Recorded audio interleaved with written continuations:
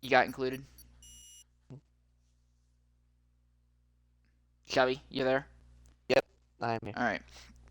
Ladies and gentlemen, I'm your host for today's broadcast, Insane Leader 13. I am joined by former XRLX 3 Series champion Shelby IX Spark as we're preparing to get underway for our second round of Extreme Racing League's realistic season's third season here at China, a circuit that real-life Formula One has not gone to for years due to sickness-related reasons, but that is anticipated to change this year, and more significantly and more importantly, I'd argue, we're about to take part in a race here today.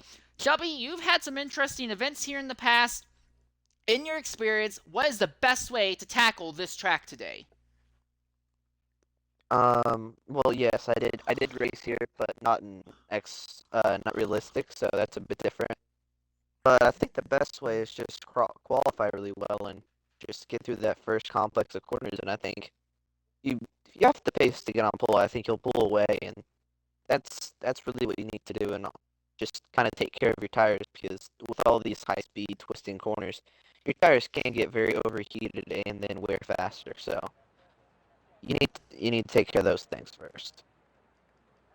So we have 17 drivers here for this round of qualifying. However, we're anticipating that 2 of the drivers will be retiring in the pits to serve qualifying bans, which will give us only 15 drivers. That means that all 15 people who go out on track, it's just a matter of set a lap and you advance in. No need to burn up through a set of soft tires if you don't need to. I'm curious to see who the first person is to get out onto the circuit. So for those of you who are not familiar with the Realistic series, Realistic is a series where they put... Oh, never mind. Somebody's already out. Yeah, and that would be A. Waddington in the Williams. So what Realistic does is they put the slowest drivers of XRL in the fastest cars and the fastest drivers in the slowest cars under Realistic Performance, and they do a 100% length race rather than just a 50% length race. All the other rules are fundamentally the same, though, but faster drivers in slower cars, slower drivers in faster cars. Typically what that means is that the third or fourth fastest car overall, those drivers are normally the ones who will be fighting for a championship outright. So in this scenario, drivers in the Ferrari and the Red Bull cars, don't expect them to be putting in great performances this season. It's not to say it can't happen, but generally don't expect it. Oh, it's raining. Is it? I can't see anything. Yeah. Oh, it is. Yeah, you're right. I go on board with Waddington, and it is raining. You got your So whisk, that's Shelby. why Waddington got out so fast. Trying to get a lap in before it's wet. DRS, I believe, is still on at the moment, but I don't know how long it's going to be. Yeah, I think I'll look on the back of A. Waddington's car as he comes onto the DRS straight. Yep. DRS is still enabled for the moment, but that could change very, very quickly. These people on... Oh! Yeah. Disabled now. Yeah, you weren't joking. You said it could change very quickly. It's just changed now. Again, there's only 15 drivers here because XRL 19 and CSX are both serving qualifying bans, so there is no real incentive to do anything stupid, but Waddington wants to set a lap on soft tires here. This could get very, very messy, to say the least. This is also a throwback to my qualifying in X3 in my championship season. I remember in Q3 it was like whoever was first out, and I was one of the first out. I set a time, and it started raining, and everybody was kind of improving a little bit, but not very much because it was like lightly raining, not this hard. But yeah, I spun multiple times, luckily not into a wall. But yeah, this is very interesting. I don't think it's soft tires out right now. I could be wrong, but... Oh, and that's an Alpine that's gone around. Is that Dragon? I believe that is Dragon who has spun there. Yes, it is. Dragon has spun in his Alpine there at the start of Sector 2. So we're starting to see this wettening track really start to have an issue and play havoc right now. Hayes Borto leads his teammate Arctic Prodigy in the McLarens right now. These two are right on top of each other, and they're the ones I'd be really concerned about. And then behind them, there's the Mercedes of Viper Shoe. So these three drivers, I would be the ones I'd be very concerned about. Now, Hayes Borto moves aside to Arctic Prodigy by. Oh, and Dragon's gone around again. Dragon has spun, and he's lost. I think he's no, he's not damaged his wing yet, but he has lost control. Ferrari also spun in the first sector. But Waddington's coming to the end of this lap. I think he's been having a really fun time with these soft tires. I don't think this is really going to improve much, but let's see if he actually finished it. He will. Okay. He is going to finish it. He will commit to this. So he will set a lap on the soft tires on a wet track, and it will be a 147.551. Now, I believe everyone, and that's a Ferrari around again. That's Higgs Boston, who has gone around just before the back straightaway DRS. I can't tell if there's any damage to the front wing of his car or not. Yeah, I think almost, well, he's not, oh, so here's something interesting. The two McLarens, Arctic Prodigy is actually on intermediates. Hayes Borto is apparently on intermediates as well. So the McLaren drivers saw this and properly prepared. And the Mercedes driver at the moment, who's just going through the first complex of corners, is also on intermediates. So, who's the first on track with intermediates though at the moment? It would be the McLarens. It would be Arctic Prodigy to be exact. Okay.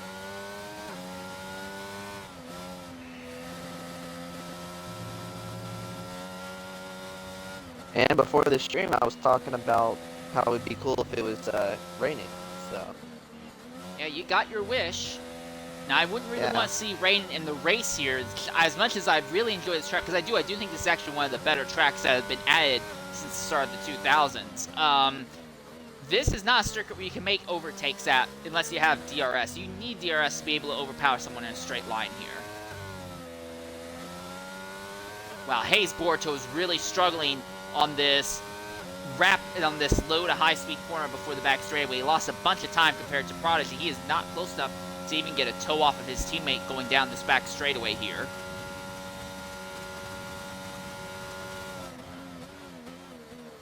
But we are about to see what a time on the intermediate tires are going to be like on a wet track compared to softs on a wet track.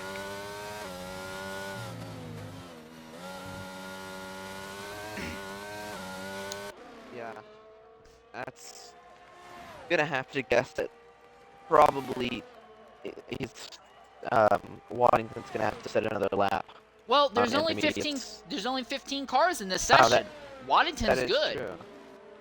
I mean, we have 17 drivers on the Christmas tree, but with XRL 19 and CSX Veliti retiring due to qualifying bans, Waddington can be fine with his time, and Waddington knows that. He's just retired. Yeah, never mind. I totally forgot. I just saw 17. I'm like, oh, yeah, 17. Just totally forgot that two people had to retire at the beginning of the session for qualifying bans. Another driver who is out on track right now is Monkey Raja B. He is coming out of the final corner right now. It was looking like he might not even be able to race today due to circumstances regarding time issues. It's not a very competitive lap from a 150.756.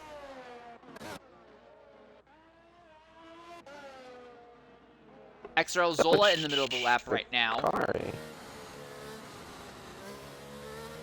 Okay.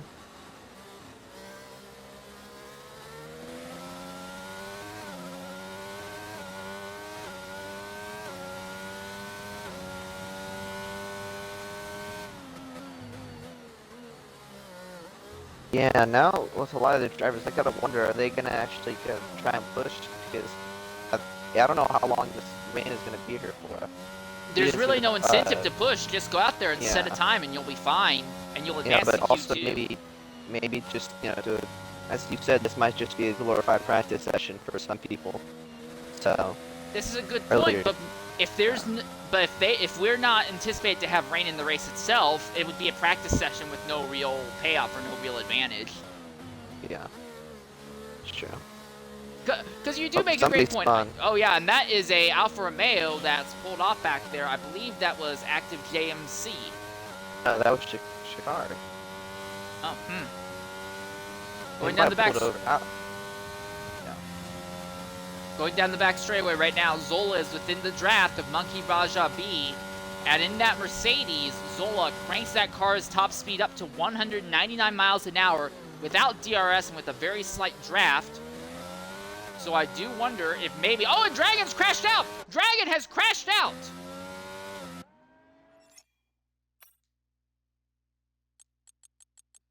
XRL Dragon will not advance to the next round of qualifying. He has crashed out in the first round of qualifying here in the wet. We saw him get loose sideways several times already, and he may not have been the only one. It is possible that Fine Waldo may have been involved in the incident. Alright, and coming into the party right now is XRL Dragon. Dragon, go ahead, include your audio. Big accident there after you had 2 other spins earlier. What happened that took you out? Just can't seem to find any stability with the car. That's going to be due to setup, considering I put the wrong setup on and went out of the pit lane. So yeah, today's race is going to be interesting, to say the least. Do you think you have a car underneath you that you can bring home to the finish of the race? To the finish, yes. Good position, probably not. Alright, well, I can appreciate the blunt honesty, mate. Hopefully the race itself goes a bit better for you.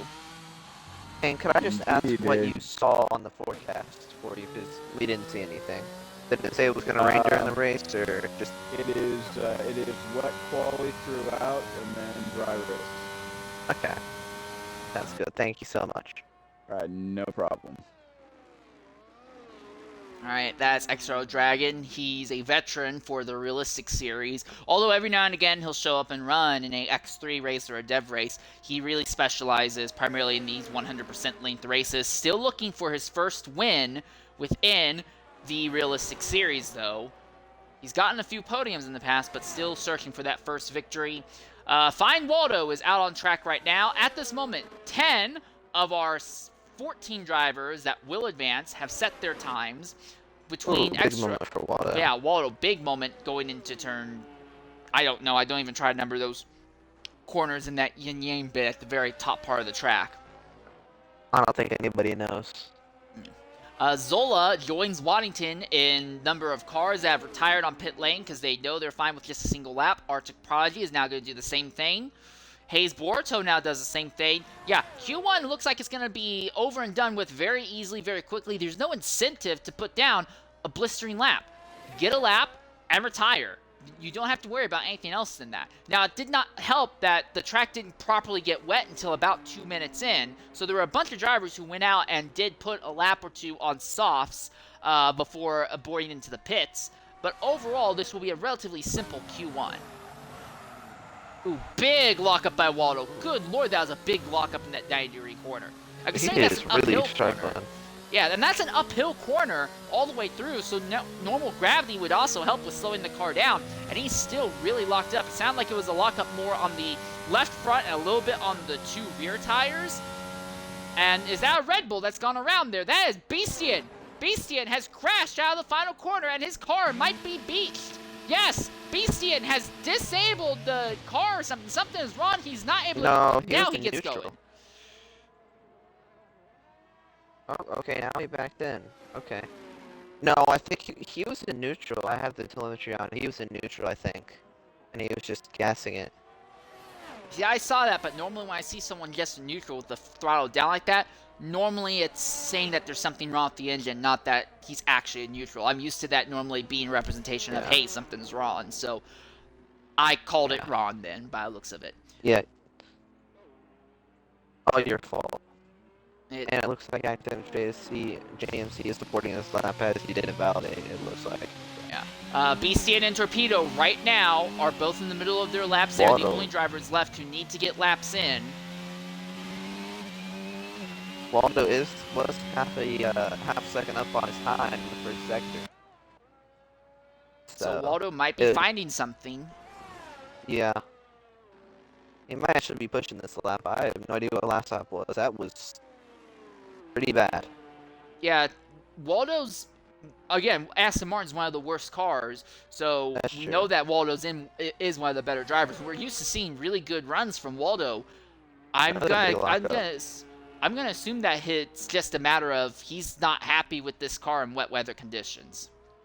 Yeah, I'm gonna assume that a lot of people in this that are driving right now have a dry setup, since we do have a 100% race. It's not like you can skip on a like the X1 or X2 or X3. You can't really skip on a setup if it's like wet quality or something like that.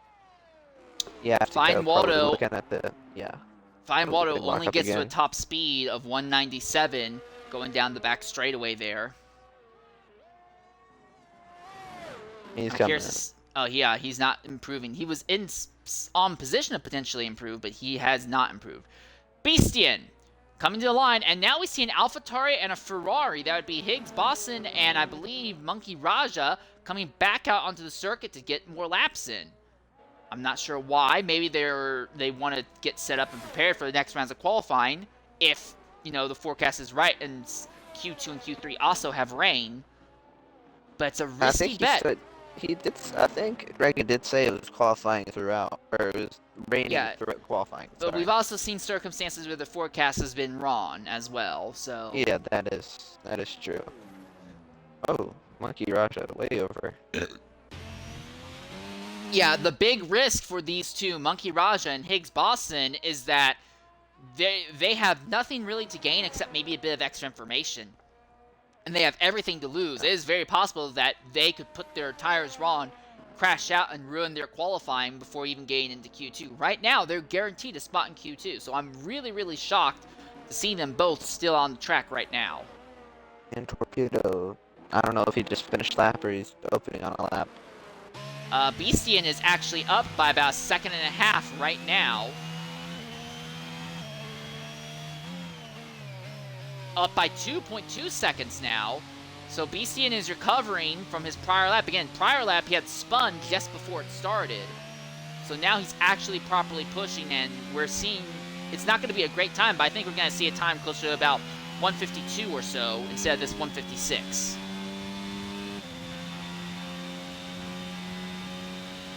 Oh, Monkey Raja again. Big lockup. I think there are definitely a few people struggling right now.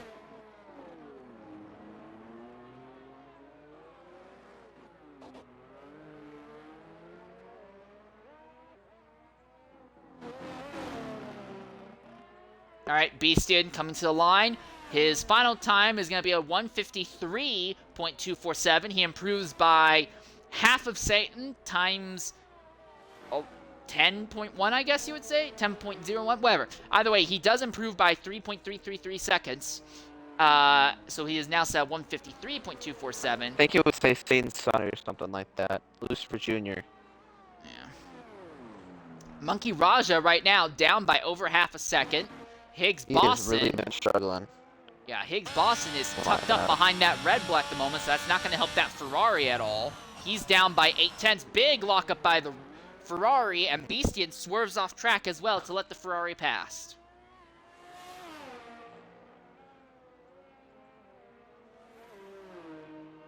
Ooh, doing a little bit off-roading too. Yeah, I'm really not sure why these two came back out. Monkey Raja is now up by about 5,000, so he has found a little bit of time in Sector 2. Oh, and Higgs Bosson, big twitch, big slide, and he barely keeps it out of the inside wall. Bosson saw his car and life flash before his eyes there. Yeah,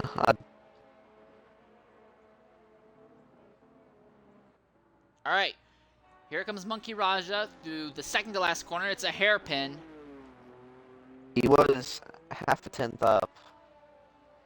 He was up half a tenth from the second sector. Let's see how he ends the lap here. At the line. Lose by 8/10. Wow, he found 8/10 in the final sector alone.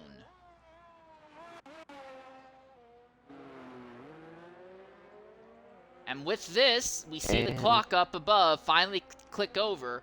So our qualifying session is basically done. Yeah, both Higgs. Oh, what is Higgs doing? Okay. That's okay. Torpedo still out on track, but he's on a cooldown lap, and he'll probably be bringing it into the pits, I imagine. So it'll just be a matter of how long does it take for Monkey Raja to get around. Okay, so first round of qualifying, wet weather circumstances. We have no idea what Sha'Carri's real pace is going to be. Dragon crashed out, and then XRL 19 and CSX Vegeti serving qualifying bans. So very interesting circumstances, to say the least.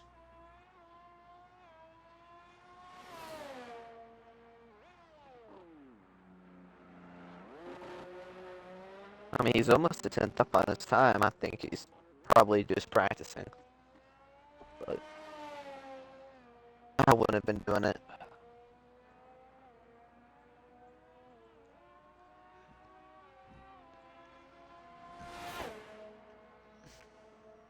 He's still the better part of 7/10 off of Fine Waldo's time, who is 11th.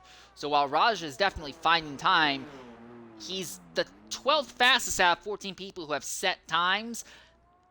And the gaps are really large here at the back end of the field. I don't know how much he's actually anticipating to find.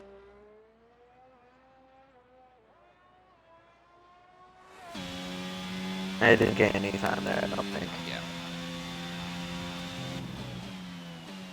Yeah, and I don't know if it's a sound glitch, but it seems like a lot of people are struggling braking in this wet weather. Nah, I believe people are struggling with braking, especially if they have dry setups on the cars. All right, so in the end, this is what it looks like. Viper Shoe at the top with a 145.095. At the bottom is Shikari with a 230.150 for 45-second split there. And those 14 drivers, they all advanced without issue into the next round of qualifying here. I think Shikari set like a world record round here. He was like a quarter of the throttle around the track the whole time. I was like, does he have a problem or something, or what's going on?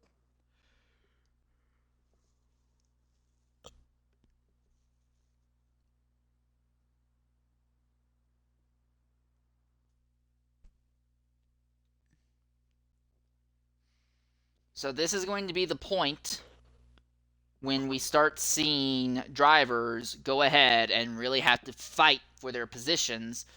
If we're going to see any more incidents or any more chaos, this is honestly the session that we can anticipate, because there are 4 drivers who are going to get knocked out in this round of qualifying here.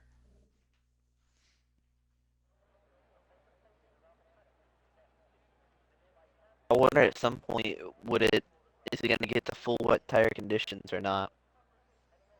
Well, right it looks now, like we're starting out on. It looks like at the moment we're starting out on wets, though. It'll be interesting to see if we stay on that or not.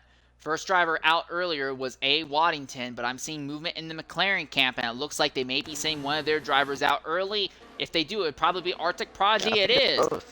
Arctic Prodigy. Both of their tires, or their drivers. It definitely looks like wet. It might have actually been wet tire conditions at the end of last session. It doesn't look much different than end of Q1.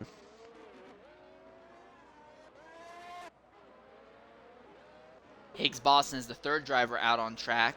He had that big twitch late in Q1, and now he's on the full wets. Active JMC is now out on circuit. I believe he's going to be on full wets as well, probably.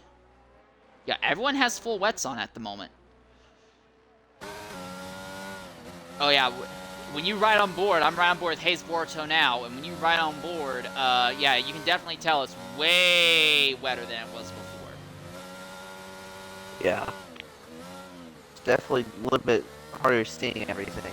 Definitely don't want to touch the curbs also.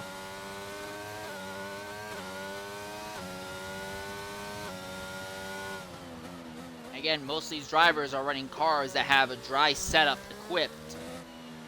So, this is going to get really, really messy for a lot of them. I'm not necessarily saying we're going to see people crash out, but I am going to say that people are not going to be happy. And I think drivers who get knocked out in this round of qualifying will actually have cars that should be probably starting way higher on the grid. But there is a saying, Shelby, I don't know if you've heard this before, but there is a saying in racing. A dry car in wet conditions will be faster than a wet car in dry conditions. Very inspirational stuff. So Arctic Prodigy crosses the line to begin his lap. We're going to go silently on board with Hayes Boruto for a lap and see what a full lap is like around here in China in the soaking rain.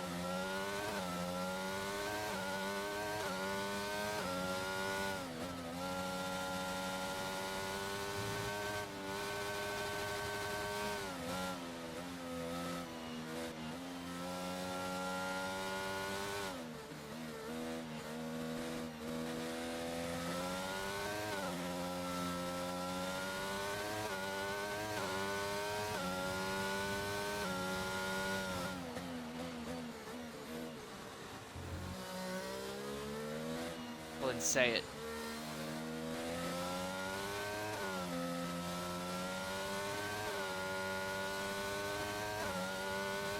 It's not going to happen. No. Mate, it's non-stop rain and snow from now until Thursday night there.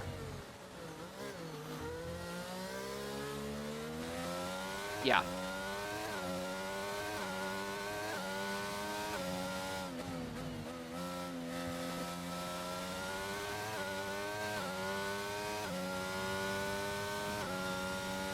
Alright, so Hayes Borto crosses the 151.107, but Arctic Prodigy is at the top with a 150.412. Now the Ferrari of Higgs Boston goes to the top with a 150.311. Next up to cross the line will be the Alfa Romeo of Active JMC. He comes around out of the final corner. You can see the puddles starting to pile up now around the circuit. JMC will sell 150.780. And that's the McLaren that's gone around. That's Arctic Prodigy. Both of the McLarens have gone off. And yeah, both. Oh, they're both just sitting there. Okay. And now Waddington, 149.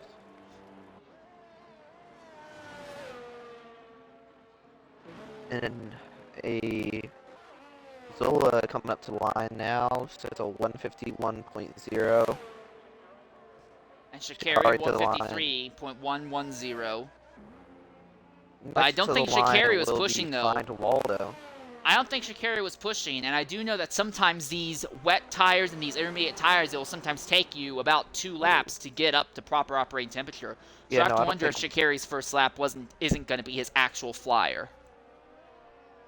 Yeah. And Waldo, I think, was just on a reconnaissance lapper because he hasn't used any of his ERF until now. Sha'Carri is up by 0.8 in Sector 1 alone, so yes, he is definitely going for a proper lap this time by. Viper shoot up to the line third with a 150.3. CVT Mask also on track right now. He'll be the 11th driver to set a time. Right now, Find Waldo is on the bubble with a 154.216. And he is chasing this man, Sha'Carri. Almost a second. Sha'Carri is up by 1.1 seconds at the end of Sector 2.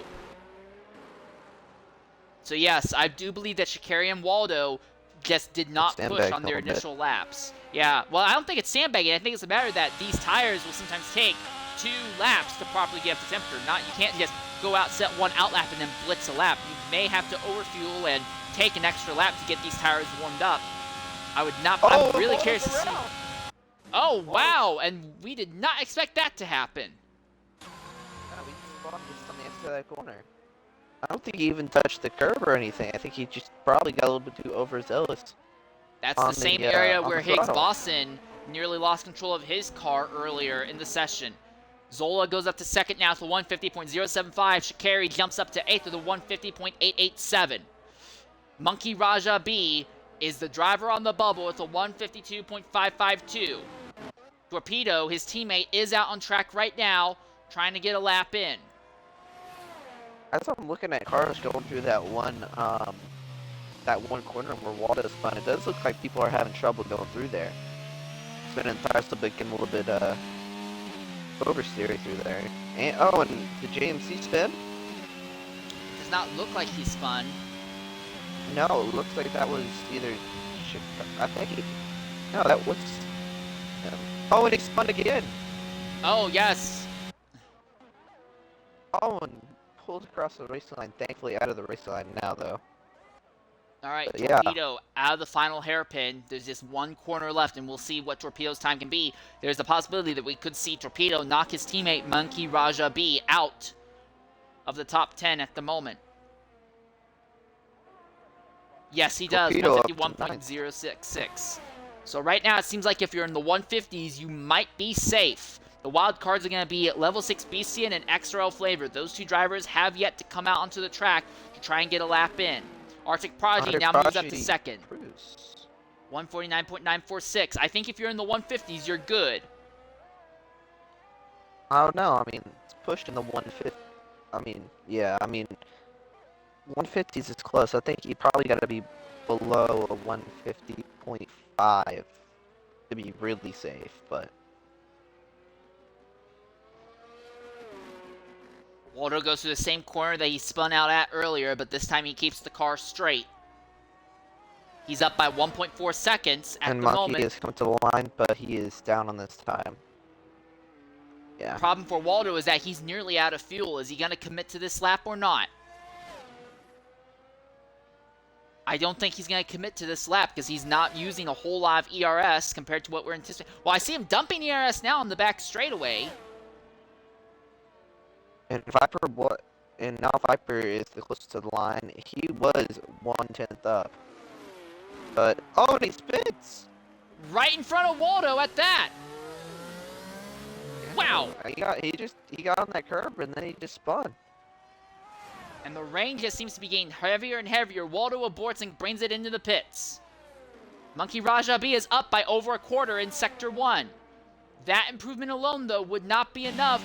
Monkey Raja B, just to get to 10th, needs to find 4,500, so nearly half a second across the lap, and that's assuming that Borto doesn't improve his time if he goes back out. And now, speaking of which, Borto is coming back out on track right now, and Monkey Raja now nearly spins out in that same corner himself. And He's lost a Flavor bunch of is time. now coming out on an outlet finally. Oh, somebody...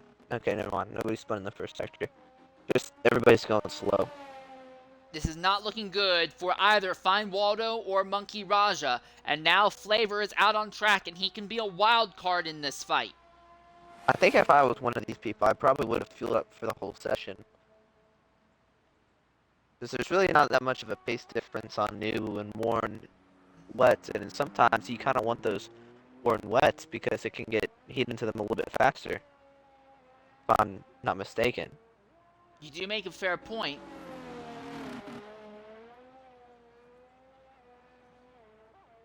Raja crosses the line. He's up by nearly 4/10, but he's still behind Hayes Borto by, I'm crunching the numbers here, by 74 thousandths. So Monkey Raja B needs to find another 74 thousandths of a second around here. Now the good news is, the longer and longer Raja is out on track, he'll burn through more and more of his fuel, and that will make the car lighter and nimbler through the corners. Now that also, though, means that he has to be even more careful putting the power down because there's not as much weight on the rear of the car, keeping it stable. He's down by nearly a full third in Sector 1, though. That is not looking good. Is it me or do I think the rain is getting lighter? I'm not sure, though. 'Cause I see a few people in the pits switching to intermediates. Or they just have intermediates selected in the garage, but I'm not sure. It might look like it's getting a bit lighter. It might. Level 6 Beastian and Flavor, though, have the full wet tires on their cars, though. Flavor has now begun his lap. Flavor, another veteran And in this Hayes series. Porto is right behind him. Yeah, mind you, Hayes Borto is on the bubble at the moment. Romeo. That Alfa Romeo would be, I believe, active JMC.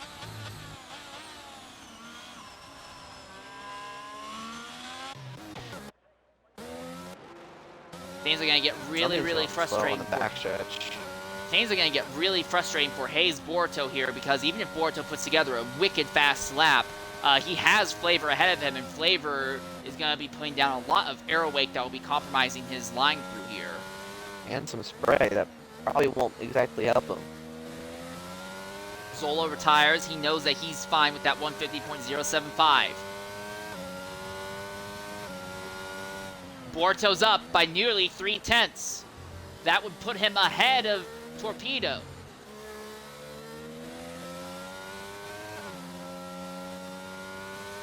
McLaren slowing ahead. That would be Arctic Prodigy. Is Prodigy going to try and give his teammate a draft going down the back straightaway? That seems to be exactly what's going on.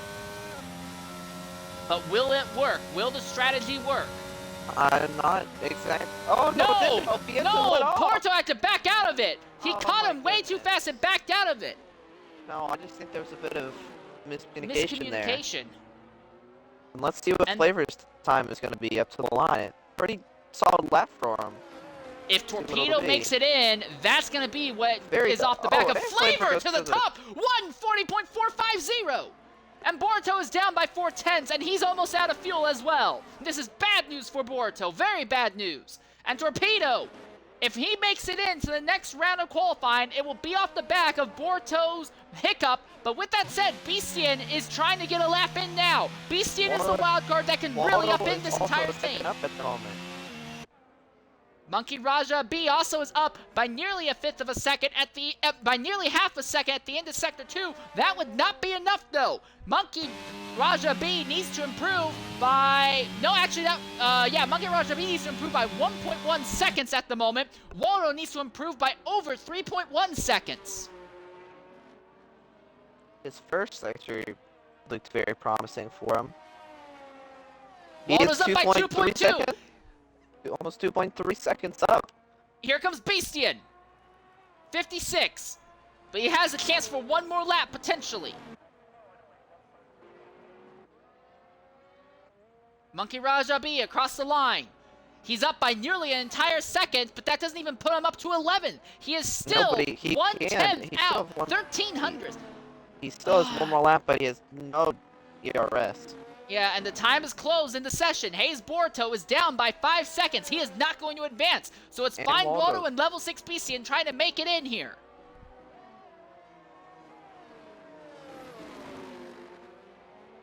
Like he's taking it very cautiously. I think he thinks he probably has it. He's in! He does. 49.739. Almost by 4.5 seconds. So now Shikari versus Beastian is the fight. But Shikari is on track. Boruto. Flavor has gone even faster. Flavor is in the 48s now. And Shikari is up by 8/10 at the end of Sector 2. So Shikari might not be the one dropping out. JMC is not going to go any faster, so it's going to be JMC versus Beastian by the looks of it. Beastian is up by 2.2 seconds. And Monkey Raja B was up by half a second. Pretty sure. Now he's up by 6/10. He could do it. Monkey Raja B could do it this lap big by. lockup, though. He has no ERS down this back straight, though. That could be something that impairs him from getting on this top 10. What about Level 6 Beastian? We could see both Alfa Romeos taken out in the final moments of Q2. Oh, not very good hairpin. No, Shikari moves up to 4th now, 49.668. So it's CVTX Mask and Active JMC who are on the bubble now. Out of the final corner is Beastian. No, Beastian's not fast enough. No. What of Monkey Raja B? No, he's faster, but not enough. That lack of ERS killed him going down the back straightaway. And also that last sector was not good. Last corner, he was way under what he needed to do. But a very interesting dynamic at the top of the timesheets. XRL Flavor, not known for his qualifying prowess, although he has turned that around the last year. He's not typically known for his qualifying prowess, but he is the fastest at the end of Q2. And might, just might, have a setup that could get him a shot at a front row starting position. Flavor still looking for his first win in any of the divisions in XRL. He definitely didn't expect that for him to be at the top of the leaderboard. And honestly, kind of surprised that XRL Torpedo got knocked out.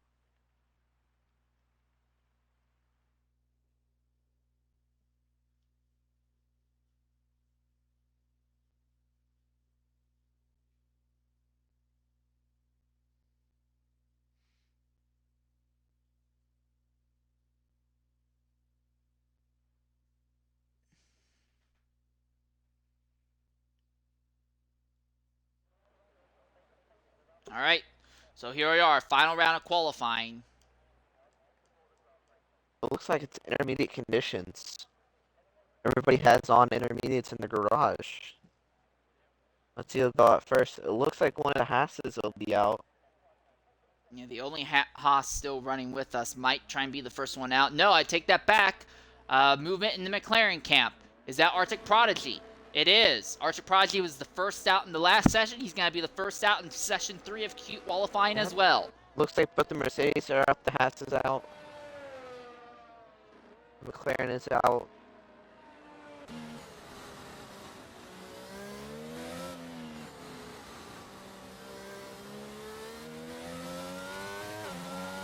It could get really interesting if the track dries up or gets wetter, because if this is the driest it's gonna be here in Q3, the first driver out on track is in the best position.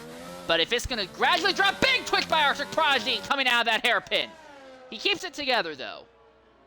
It does look like it's raining a lot lighter, so I don't think this will keep up unless it's going to get heavier and heavier throughout this session. Yeah, if it gets heavier and heavier as the session goes on, then Arctic Prodigy, CVTX Mask, and then the Mercedes of Zola and Viper Shoe have the biggest benefit right now. But if it's going to dry up or just rain less as the session goes on, then it goes the other way, and it's more of a traditional qualifying session where the last drivers out on track have the best opportunity here. And at the moment, Waddington has soft tires equipped in his pit, but I think that's way out from here. Waddington might try to make a run for it at the very end of qualifying if he anticipates that's going to get nice and dry by the end. I mean, there is a very nice darker racing line, which is definitely drier, but I do not think it is ready for softs at the moment. Yeah, it's not. Yeah, I agree with you. It's definitely not slick tires dry. All right, although Arctic that Prodigy. can change. Yeah, Arctic Prodigy crosses the line to begin his lap now. Both Ferraris are on track. Both Mercedes are on track. A Haas, a McLaren, and an Alfa Romeo are on track as well. The drivers who are not on circuit is Fine Waldo, XRL Shikari, and A. Waddington right now.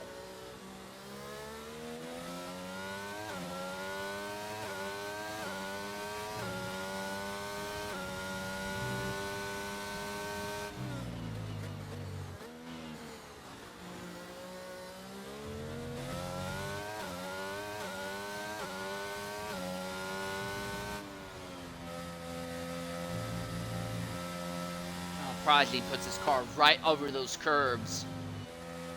No fear. He's definitely giving me some fear because it definitely looks like he's fighting that car a bit. He's definitely driving it.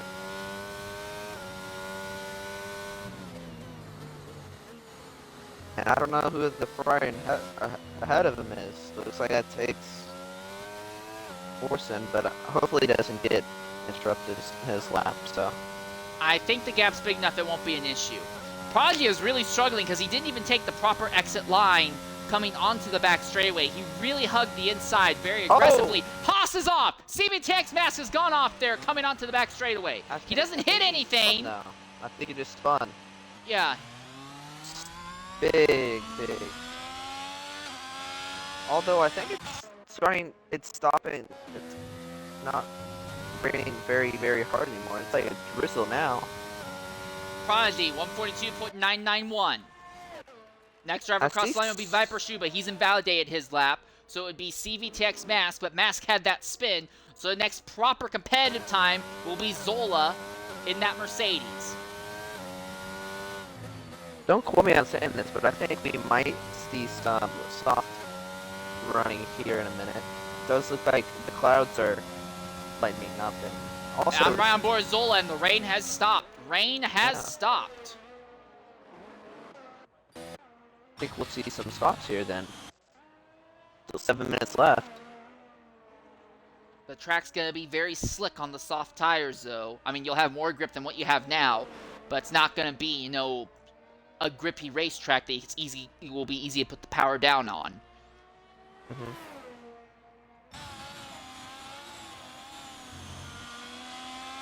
So 4 drivers have set their times. Arctic Prodigy's at top with a 142.991. Here's the real thing, though. It's going to come down to when does DRS get re-enabled. Because if DRS does not get re-enabled, then we're going to have a lot of people waiting until the last possible moment to get on track. But if DRS gets enabled nice and quickly, like in the next minute, that will change how everyone goes out there. And Flavor to the top once again, 141.608.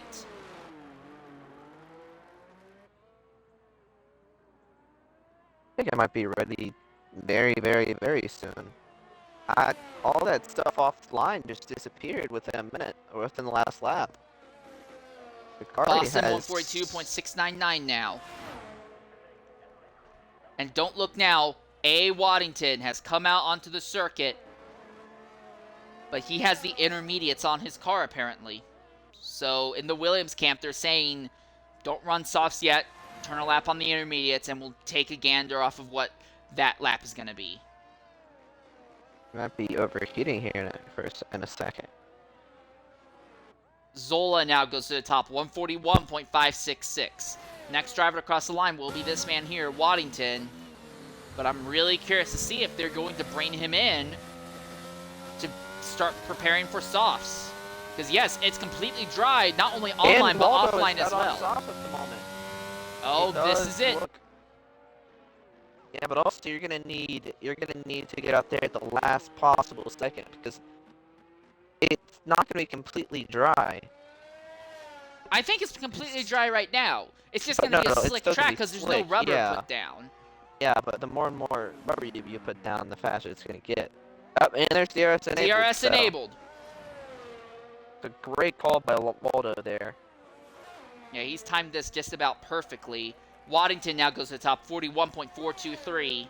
Yeah. And now Flavor back to the top, 40.938. And Flavor is being out of VRS on worn out intermediates on a dry track. I think Flavor very well could potentially go for a top 4 starting position with the way it's looking.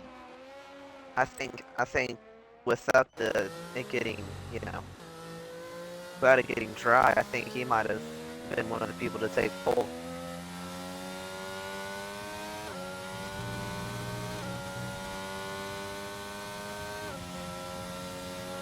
So we're going to go ahead. Yeah, we're going to go ahead and ride on board silently for a lap with Find Waldo on the soft tires so you get an idea as to what the difference is riding on wets on a wet track versus slicks on a dry track as we go silent for a full lap on board with Waldo here. Oh, no, he's going in. No, he's aborted. What? That's very strange. There's only 4 minutes left. He might have realized that he wasn't going to get a few laps in. He wasn't going to get another chance to go out. You might as well take the chance now because Waldo doesn't have any time set. Waldo's at risk of only starting 10th. I'd rather go ahead and set a time on the soft tires and be guaranteed at least something in the 40s, get some sort of time recorded, than take the gamble on a all-or-nothing run, especially because there's gonna be a lot of drivers all rushing out onto the track at the exact same time trying to do his gimmick right now. Yeah, but I guess he's taking that risk. I'd rather be in the position of someone like Viper Shoe or XRL Shikari, and track is clean right now, and even if everyone comes out on track when I start my flying lap, they have to get out of my way. I'd rather be in that scenario. Well, this is one of the scenarios you gotta realize. The track can improve by half a second just through here, because more rubber gets puts down, the faster the track gets. So he might have been thinking, he is fast, and people are gonna get out of his way. But other people are still gonna be faster than him. So I guess they've already maybe sent Find Waldo back out now. Yeah, probably gonna get about 2 laps in, I would think. Or depending where he's at on the circuit.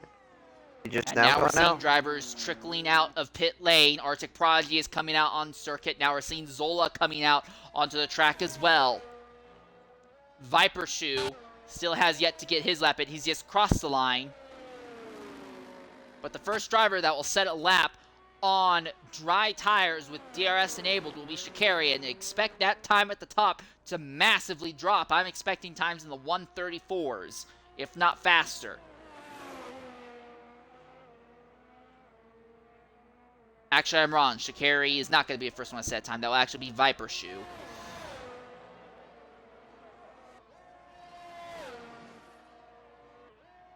Yeah, everybody has now come out onto the circuit.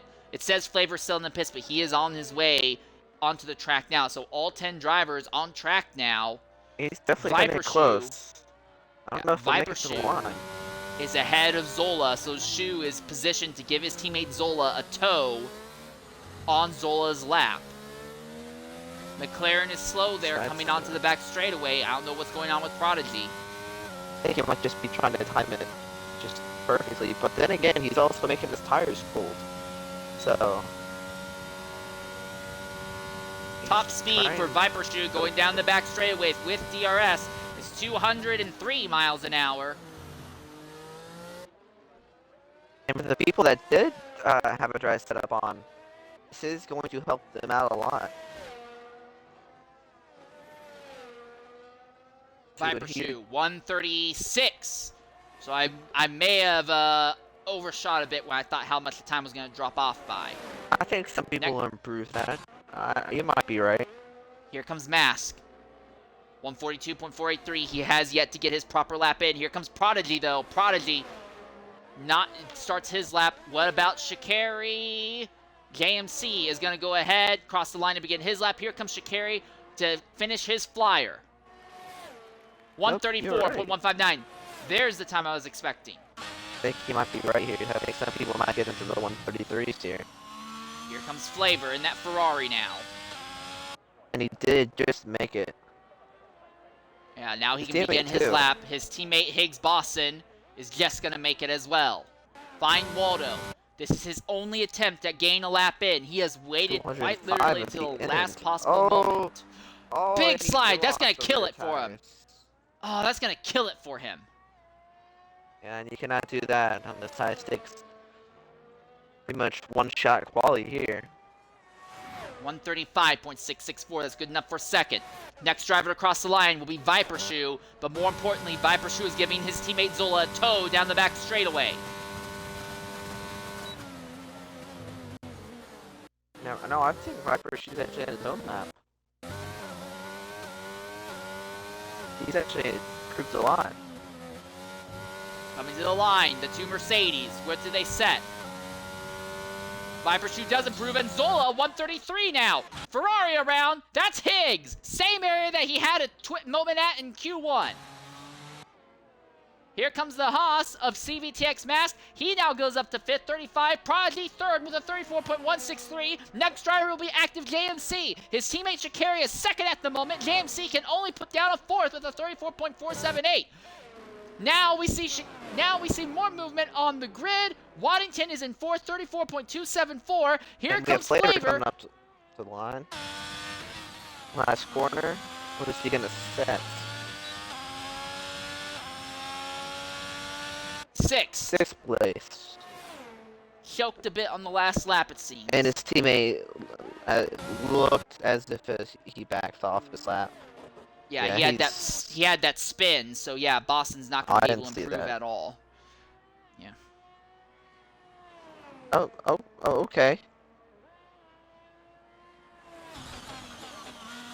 Okay. Yeah, that makes sense. That works too. That was definitely a interesting quality session.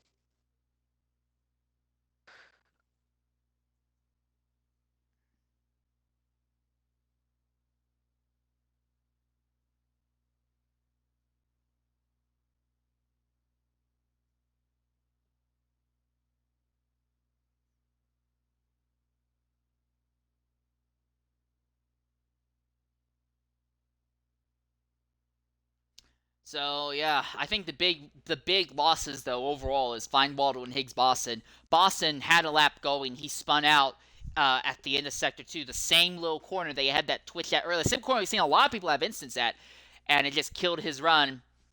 And he didn't even set a proper lap on the softs. And then Find Waldo, he waited until the last possible moment, and it was just not a good idea. But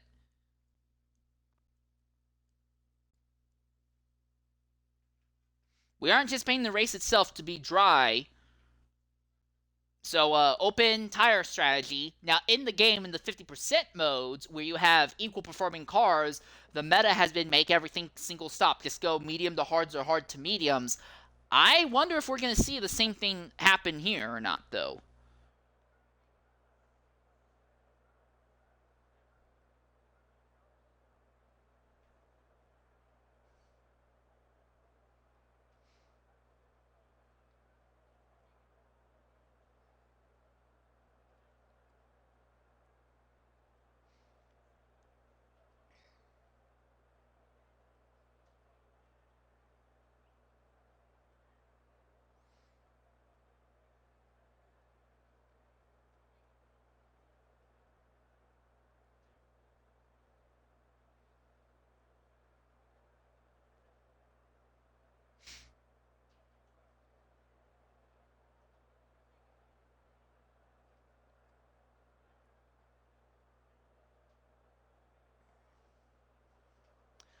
So there's only been one other race thus far in realistic this season. That was last week. That was not broadcasted, and points are not up after that. So yeah, I can't really put a whole lot of anything down regarding what that's going to be. Yeah, kind of a shame there, but Oh well. yeah.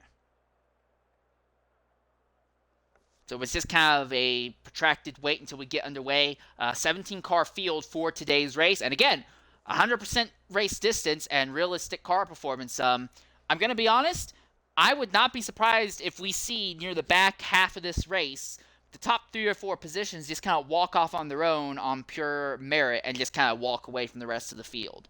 But I do want to go ahead and take you back to the first season of Realistic here. We had, I'm trying to remember what his name was. I can't remember now. Curses, because I literally had a thought about it earlier today, and I actually had a little bit set aside just for this moment. Maybe? Ultimate? But no, it wasn't someone that fast. Because we had someone who was running the Alfa Romeo, or was it the Ferrari? It was one of the red cars. And they were like 4th. They pitted late in the event to jump onto a set of soft tires while it was green. He lost a bunch of time in the pits. No, he was a black guy. But he came back out onto the track, and he single-handedly drove all the way back up from out of the points right back to where he was earlier before the race was over. I can't remember the guy's name, and it really annoys me to no end. Because I've called him Mr. Excitement ever since then.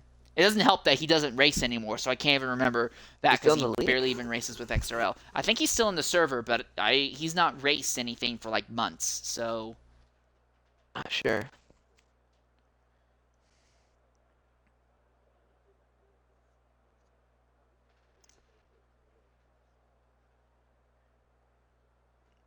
I'll tell you in Discord.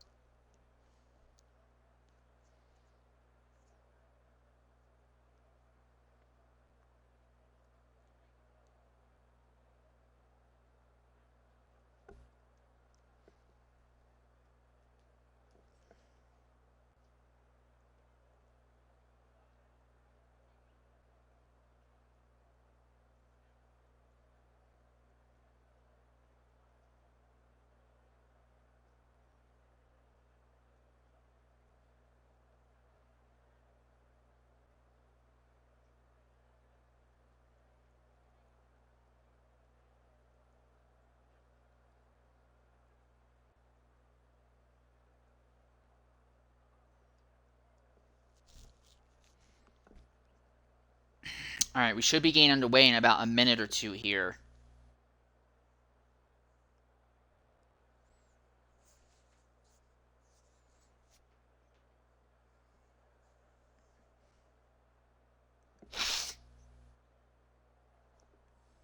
Real quickly as I look at the race director to try and get an idea as to what everyone's tires are. This is all over the place. Jeez. Holy moly, this is all over the place. I mean, I guess a lot of people going on the softs makes sense. I like Flavor's strategy though of starting on the hard tires. I really like that strategy. So many positions. Oh yeah, he'll drop out of the top 10 almost guaranteed. But he can go way longer than everyone else and can gain a bunch of positions by potentially going to hard medium strat. Flavor has a knack for being able to make his tires last longer than almost anyone else. So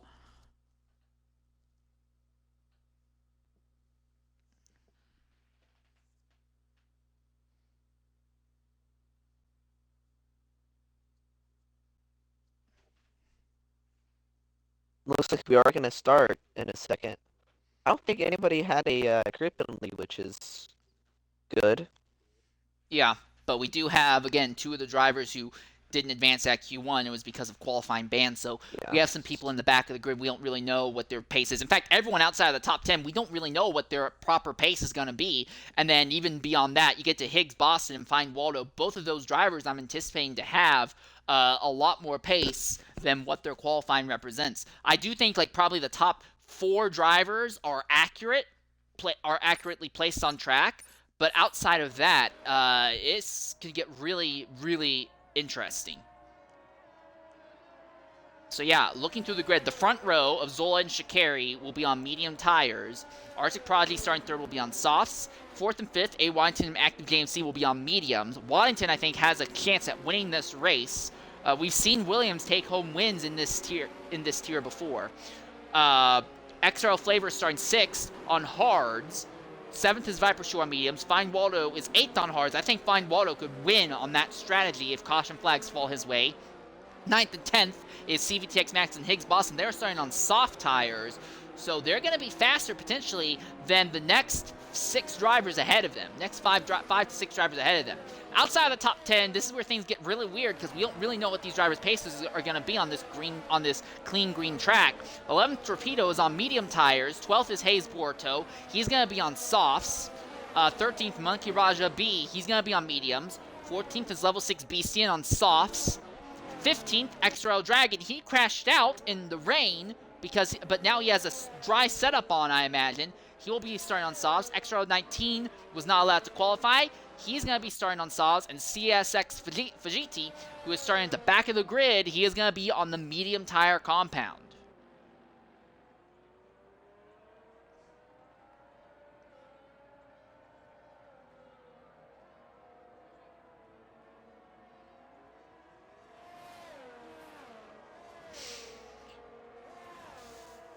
All right, well, I'm going to focus on the very front of the grid. If you see something happen in the back, go ahead, cut me off, and bring my attention to it. But I'm going to be focusing on the front of the grid on this race start.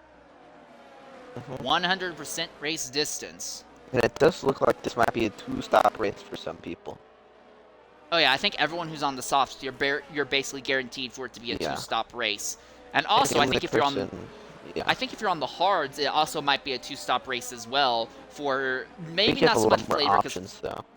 Yeah, but I think Waldo has a very high likelihood of being able to make it a 2-stop race if he wants. If Waldo clears enough track and the tire fall off is enough, we could see Waldo go hard, soft, soft. But I think for a large part of the field, we're just going to see soft, medium, soft, or soft, hard, soft, or soft, soft, hard, or something like that. All right, 17 drivers lined up on the grid.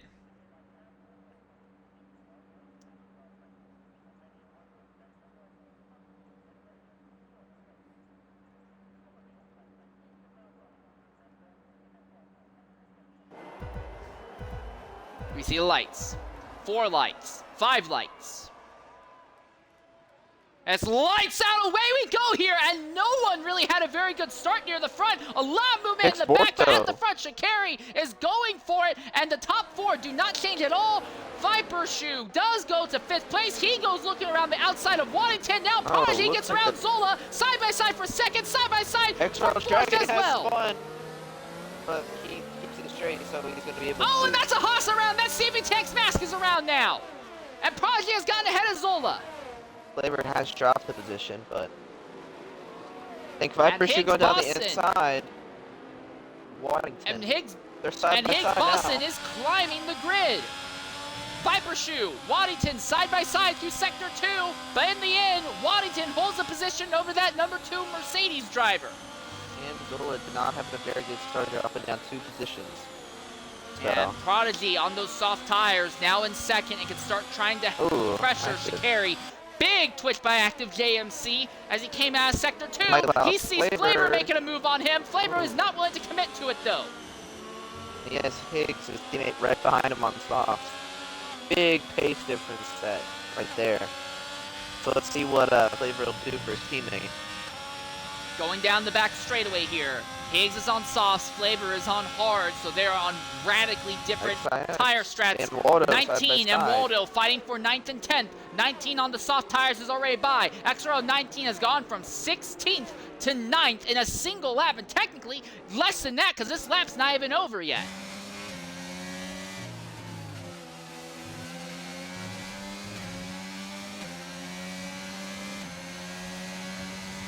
It's going to be interesting because Prodigy is on the softs while Shikari is on the mediums, so let's see what Shikari does here though. Higgs Boston is wide, and here comes 19 to the inside. He gets cut off, can't make the move. And Flavor is not quite able to keep pace with JMC, and JMC has completely lost touch with the top 5 as Waddington is now fighting with Zola. Now Waddington makes a little bit of contact with Zola. He's by, and now Viper Shoe goes by his teammate as well. Zola goes from 3rd to 5th in a single hairpin. Wow, 2 laps, 5 positions. Arctic Prodigy on Prodigy Shikari. fast. He's But not done yet, Shikari's though. going to have to get started for the next corner. Prodigy not able to hold it. Is he going to have a switchback? I think he is. And now he'll have the inside going to this next corner. He's by. Shikari. Nope, Shikari's there still. And Shikari's on the inside here. Let's see. But the outside line is preferable coming onto the back straightaway. Shikari had a little bit of a moment, and Waddington. And now Waddington is there, and Waddington has a head of steam. Viper Shoe has a head of steam. Everyone has a head of steam right now. Look at this move. 4th, 3rd, 4th, 1st, side by side, 2 by 2 for the top 4 Both of them are positions. side by side now. Prodigy cannot keep Waddington behind him. But he's not They're done still yet. side by side. Now. Prodigy Now he's by him. is ahead. And Oh, Viper Shoe falls to 4th. no, Viper Shoe is still there. I think Shikari might have pushed him off a little bit on the last corner, but let's see. Go in the first corner, let's see what happens. And I think Viper Shoe's gonna make it past. And Shikari that knows might on open up the inside goal for still. Zola to get back by Shikari on the outside. Can't make it stick there. But this has brought active JMC back into the fray. It is now a 6-way fight for the top 6 positions. And mind you, this is the lap that DRS kicks in. Yeah. And Flavor has dropped back a little bit with all that stuff going on. Higgs Boston has now caught the lead group. XRL 19 has also caught the lead group as well. Everyone within the top 11 is within a second of the car ahead of them. We can see a massive DRS train as they come onto the back straightaway. Flavor is struggling a little bit to keep up, so we'll see how long it takes. Flavor's dropped off, so Flavor is not going to be able to do that fight. But those starting on the hard tires, at least in these opening 3 laps, has not worked out well for either Flavor or Waldo. Waldo and Flavor both lost positions. All right, down the back straightaway. Waddington has the lead. A massive moment in the middle of that carousel. And Torpedo has gone off there. Fight for 5th. Zola, Shikari going at it here for the position. And in the end, just barely, Zola comes ahead of Shikari, and 19 is now up into 7th, but Higgs Boston is back there. Shikari's still there. Zola goes And off. there's another DRS straight on the main straight as well, so that's also going to make things really chaotic here. 19 watches this fight, and here Shikari, JMC, Zola all on top of each other, and Waddington and Prodigy have been fighting 3 ways, nearly 3 wide going into turn 1, as Prodigy, Waddington, and Viper Shoe are all going at the front as well. I think Waddington's going to be able to keep this. And Shikari did lose the position behind his teammate. And 19's going by Higgs contact. Boston again. And now Viper Shoe is by Arctic Prodigy, but Prodigy on the outside coming out of the hairpin has a quicker acceleration. But the problem is for Prodigy, he is on soft tires, and those softs are not going to stay good for him for much longer. Yellow flag farther back, Shikari has gone off circuit. Shikari drops out of the top 10 now, out of the points paid position as he has spun in Sector 2. That's tough. He was fighting side by side with Zola all the way up in 4th. Now drops all the way back. And this is going to spread out the front group a little bit here. But the top 3, Waddington, Prodigy, Shoe, all still at it at the moment. Prodigy will have DRS off of the leading Williams. And Viper Shoe will have DRS off the McLaren, so we're anticipating the top 3 to all close in. Zola is also closed in behind his teammate of Viper Shoe. Zola's not going to make a move in the hairpin this time, though. Oh, potential contact between the Mercedes and the McLaren. And XIX is right behind JMC.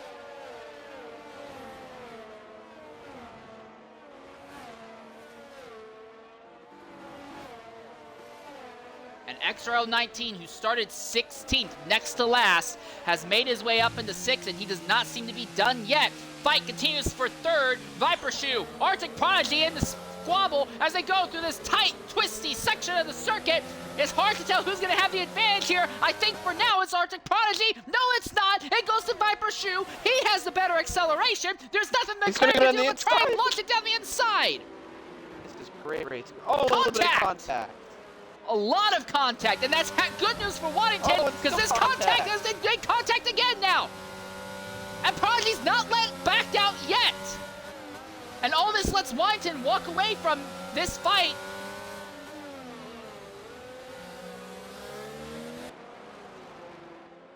This is not the way that Arctic Prodigy would have wanted this to go. Oh! What's going on here now? I think tempers might be flaring a little bit between these two. I think tempers are going to start flaring between everyone here because everyone's going to have a head of DRS on Viper Shoe as they go down this back straightaway. 19 has a gigantic run on JMC. 19's already gained up to high speed. They're all on top of each other as they're going down. He's solo on ERS though. But now oh my goodness, look at this run. Are they all going to make it through cleanly? I don't think they're going to make it down through cleanly. They do make it down through cleanly. No, they don't. Momentarily. Almost 3 wide momentarily. And 19 is still side by side with JMC. Big twitch by several drivers involved there. Here comes JMC now at Arctic Prodigy. I think Arctic Prodigy has burned his tires up, and that McLaren has lost the tire advantage now. I think I have to agree with you on that. I think that's also why 19 has been struggling a little bit. Well, you say that, but 19's now up into the 5th position, and he is still moving forward. But at the front, A. Waddington now has a 2-second lead over the 2 Mercedes cars.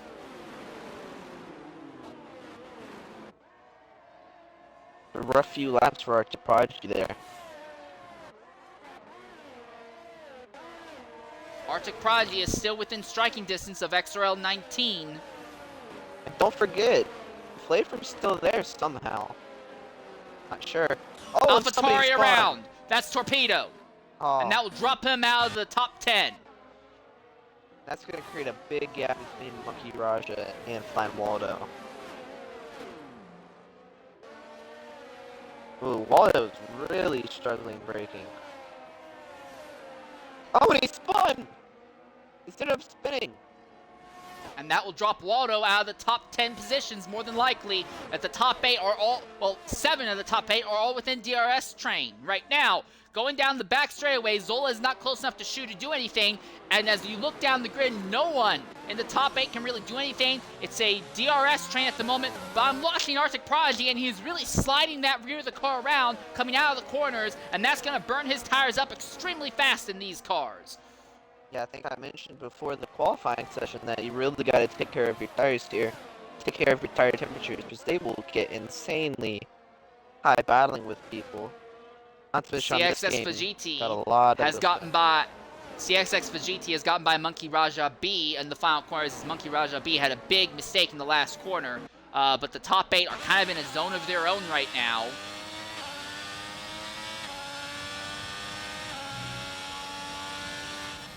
Ooh, 19. Way over since that corner. Lost a bunch of time there. Also, something else to note, Viper Shoe is slowly whittling away A. Waddington's lead at the front of the field. He's not within DRS range yet, but Viper Shoe has brought it down from 2 seconds to about 1.9. He loses a little bit here at the end of Sector 2, but then starts clawing it back in. I think that Mercedes car driver combo overall is faster than Waddington's at the moment. You can also see if Waddington might be just not sandbagging, just conserving a little bit. Oh, and somebody's running Level 6 Beastian. Last place on track right now. Again, DRS enables for a big chunk of the field, but again, no one's really in a position to do anything with it. XRL 19, though, was not close enough to JMC at the detection zone to activate DRS, so he actually loses time to the top 4, and Arctic Prodigy is going to close in on him. However, JMC is relatively slow on the straightaway, so 19 will counter that now. He will have DRS here on the main straightaway. Viper Shoe is the fastest man on track right now, though, apparently. Apparently. And don't forget Flavor back here. He is on hards, and he is still connected to this big DRS train all the way from 2nd all the way down to 8th. So this could really be helping him. The big thing, though, is that Flavor needs to make sure that he can pass the soft driver cars and not just have them all pit ahead, because if Arctic Prodigy, Boston, and 19 all just pit, Flavor is not close enough to active JMC to utilize DRS to keep touch with the top 4. Speaking of which, Arctic Prodigy is right there pressuring 19 again. And it does look like now Viper Shoe is pushing very hard now. He is out of the DRS of Zola now. And almost, he actually might get in Waddington's DRS range here. And JMC is also pushing down on Zola as well. So while one Mercedes seems to be surging, another one seems to be trailing off a bit. And XIX is also, jumped off of active.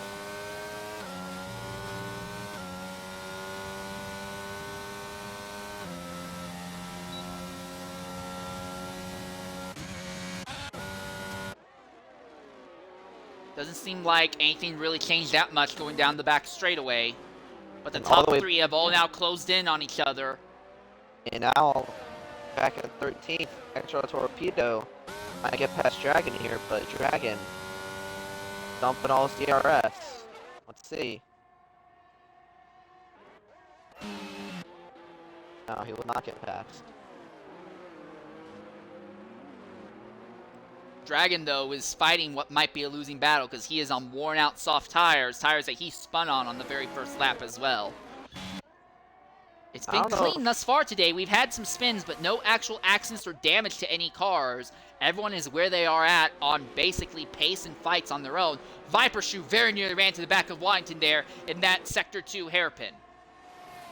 The fight for a lead is very much alive, and there are 4 drivers all on top of each other in the middle of it.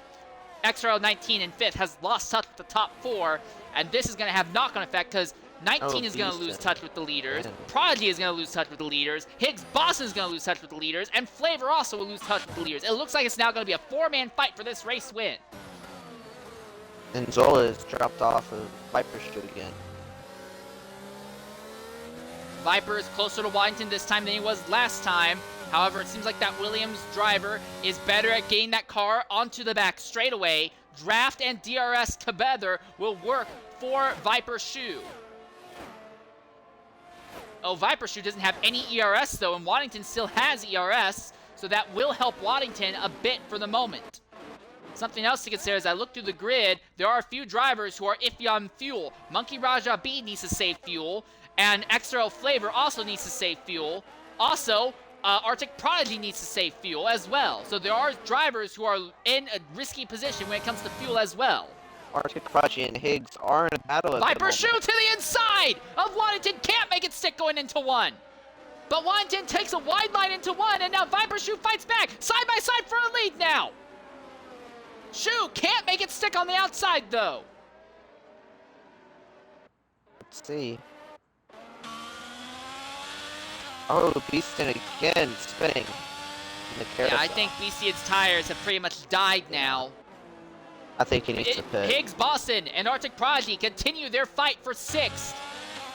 Prodigy has the advantage. Yeah, I think Prodigy has the advantage, but not for much longer. In the fight for a lead, though, Viper Shoe within a third of a second of Waddington. Now the gap opens up just a little bit, but he is definitely within DRS range. Viper Shoe, though, is running himself dead empty of ERS when they come down the back straightaway, and Waddington can utilize ERS to stay ahead of the Mercedes.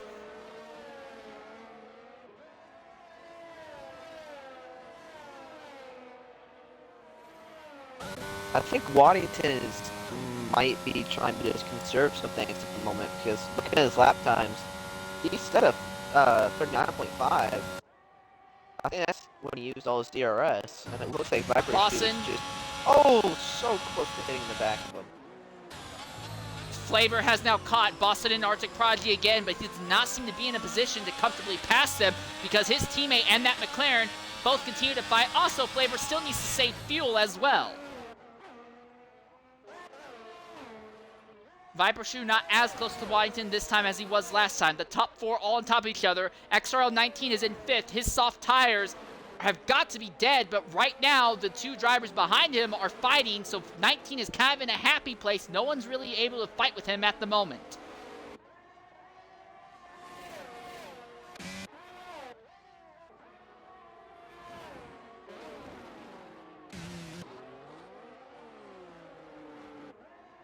JMC tried to make a move on Zola in the hairpin, could not make it stick. Also, XRL Dragon CVTX Mask in the back of the field. They have finally gotten off their soft tires.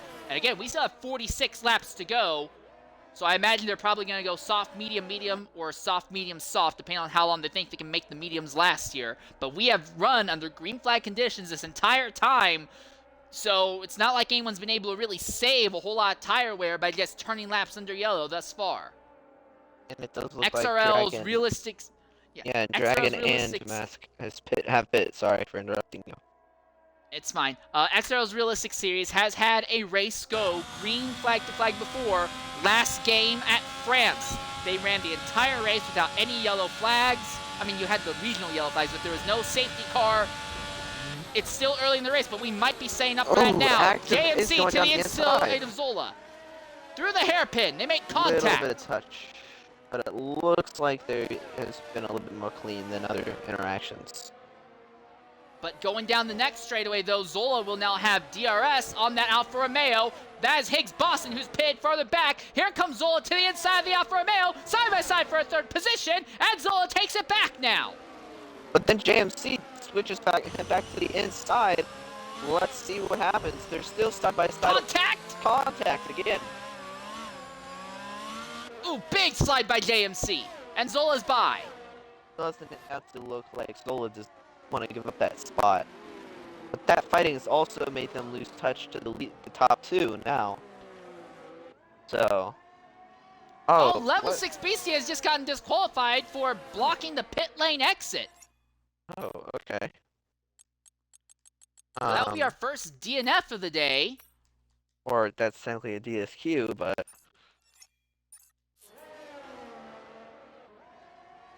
But we stay green. And it just looks like Hayes Boruto has pit now.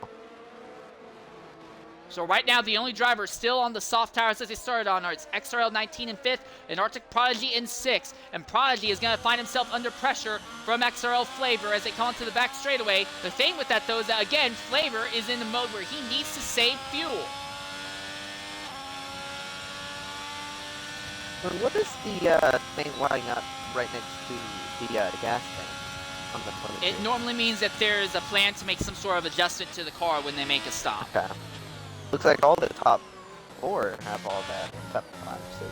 Yeah, the top 5 have all basically prepared for their stop preemptively. And there goes 19 into the pits out 5th position. And so it'll be interesting, where does 19 come out on track in relation to Higgs Boston? Yeah. Prodigy is pitted as well. So where's Higgs Boston, who pitted a lap earlier, going to come out in relation to those two? Zola and JMC fighting again side by side as they go through the twisty bit in Sector 1. In the end, it looks like JMC might be able to make it stick. Oh, the Mercedes got into the grass and it killed his momentum, and JMC is now ahead of Zola again. They are fighting tooth and nail now. Arctic Prodigy is going to come out 11th.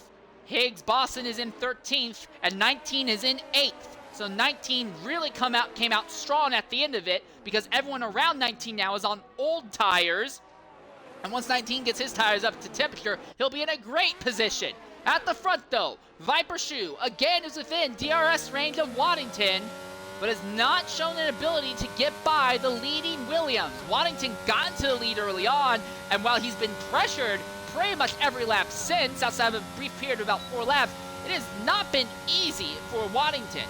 I mean, it looks easy, but I don't think it is easy because he has to watch his 6 all the bloody time here. The big thing, though, is that Waddington is in fast. Yeah, he seems to have that thing really kitted out for straight line speed. Also, Waddington is running in clean air. Viper Shoe has to deal with the dirty air of that car ahead. So as this goes on, I do think the advantage realistically is in Waddington's favor and not Viper Shoe. Viper Shoe going around the outside against Waddington. Let's see if this works. It's a bold strategy, Pat. Let's see how it plays out. I think Waddington's going to get a better exit. Let's see. No! No! They're still side by side. It's not over yet, though. Waddington will have the inside line into the hairpin here. Could squeeze him out here. And it looks like he did a little bit of contact, but he ended up squeezing out. Viper Shoe might come back here. It looks like he has. Oh, wow. Oh. But can't make it stick, though. Oh. But this might have actually helped him. Those inquisitions he went on have vastly lowered his ERS amount. So that actually might have helped him. CVTX Max in 15th has just set the fastest lap of the day. Yeah, I think Viper Shoe has a car that's just better in the corners, but in a straight line, Waddington is just way better. I think if Viper Shoe gets by Waddington, yeah, even with DRS though, although Shoe does close, he's not closing by a massive amount. I think if Viper Shoe is going to get by Waddington, it has to be in turn 1. He just has to be so much better throughout those entire first 3 corners. And there you are, Arctic Prodigy in 10th. First driver to get a time penalty for track violations. Took 14 laps for it to happen. Definitely interesting. And with that fighting, that has allowed active JMC to close in a little bit, only by like about half a second, but still giving him a chance with their next battle. And Viper Shoe is just pushing Waddington into the first sequence of corners. Man, I really like this track a lot. There aren't very many circuits where you can see it has a very good flow. Yeah.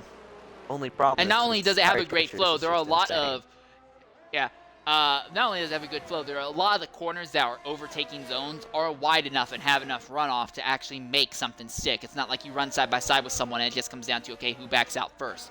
So this is an interesting thing to take in consideration. 6th, CSX Vegeti, and 7th, XRL 19, they're kind of in the zone of their own. But then behind them, Shikari, Monkey Raja B, Arctic Prodigy, Higgs Boston are all on top of each other in this massive little mini DRS train from 8th to 11th right now. Those are all points-paying positions. So keep an eye on that fight as it continues. Yeah. And don't forget about Flavor. He's still there on his hard tires, which will let him extend a while longer than all these medium runners. Yeah, but the problem, though, is that Flavor has lost touch with the leaders. Oh, and my goodness, Shoe is going for it. Shoe is going for it. I don't think he exactly has the exit for it. Let's see what they do in this last corner. They're going through there side by side. Let's see who gets the DRS. Neither of them did? No. What? Yeah, it seems like neither of them got the DRS. But Waddington's going to cross back over, entering into turn 1. So Shoe did lead that lap. But can Waddington get the lead back here? He's on the outside line. But Shoe is faster on exit. And now Viper Shoe takes the lead for good for the moment. Dive bomb. No, he will not. What an overtake by Viper. That was great fighting there. And that was not like an easy one and done. That took a sequence of many laps and several corners to pull off, execute, and do a good enough defense. Like a 6.5 there too. He's been trying all that for a while now, but finally got this thing. Monkey Raja B has made a mistake in that first sector, and he has dropped from 9th to 11th out of the points-paying positions. He tries to go back around the outside of Higgs Boston, but it's not going to work for now. All that fighting between the leaders, though, has actually put it to where Waddington now has a deficiency of ERS compared to Viper Shoe. Yeah, so I did not expect that on my bingo cards. No, that definitely wasn't. But now Waddington has the DRS, and remember that looks as if he has that thing headed out for some straight line speed, so let's see what goes on here. One mistake and Waddington might just come right past. But likewise, one mistake by Waddington and he might fall completely out of DRS range of Viper's shoe.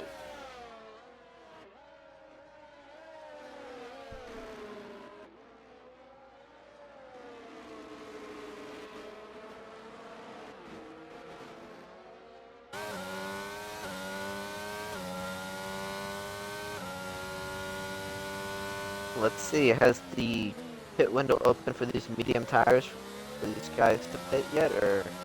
No, I don't think it will yet. I think everyone on mediums can still probably run for another 2 to 4 laps. I mean, does Waddington maybe want to try to undercut Viper Shoe here? Well, looking at the fight that went down between XRL 19, Prodigy, and Boston, the undercut did not give Higgs Boston a massive advantage. And if the leaders were to pit, he was also a little bit farther back. Well, here's the other thing.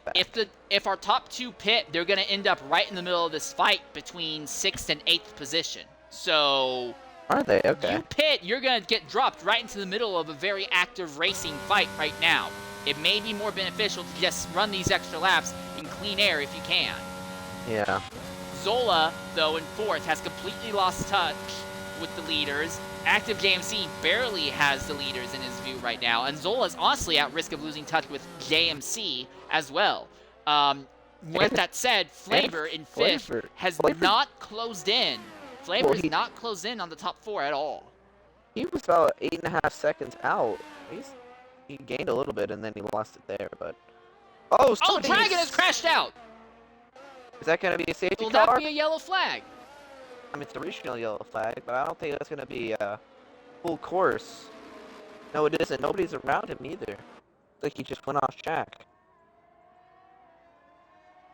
Haas around. CVTX mask is spun in Sector 3. What does it take for a safety car around here? Not that, apparently. We stay green. Let's see what it looks like here. Is it going to despawn before we're able Probably going to despawn. Yep. It looked but like we stay green. Maybe just around that first little twisty bit, he went around and went into the wall, the inside wall. But, oh well. Torpedoes has pit now. And you gotta remember, this is a relatively long pit lane. That pit lane entrance is not very unorthodox. Alright, coming in the party now is XRL Dragon. Dragon, go ahead and include your audio. You had been fine with other drivers for a good chunk of this race, but you DNF not quite 20 laps through. What happened that took you out back there?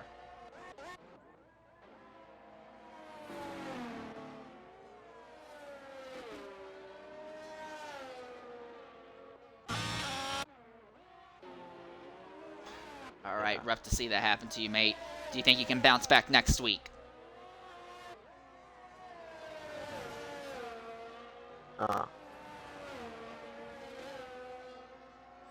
Alright, well, either way, rough circumstance. Great. Thank you for jumping in and talking with us. Shame you couldn't stick with us to the end of the race, though. Yeah. Well, on track, we continue under this green pace. We have not had a virtual safety car or full course safety car this entire time thus far. And again, look here, something else to consider. 3rd place, Active JMC. He is now in the danger zone when it comes to fuel. JMC is now low on fuel at this stage of the race. Flavor has been low on fuel for a long time. We know that he's in a rough position. As I look down farther in the grid, Arctic Prodigy in 8th is still in rough, low fuel mode. Monkey Raja B in 10th is also in low fuel mode. And Hayes Borto in 13th is in low fuel mode as well. So as this race continues under these green flag conditions, more and more drivers are finding themselves having to go into fuel-saving mode. And again, we're not even halfway through this race yet. We're not even close to halfway. And we continue under this blistering pace.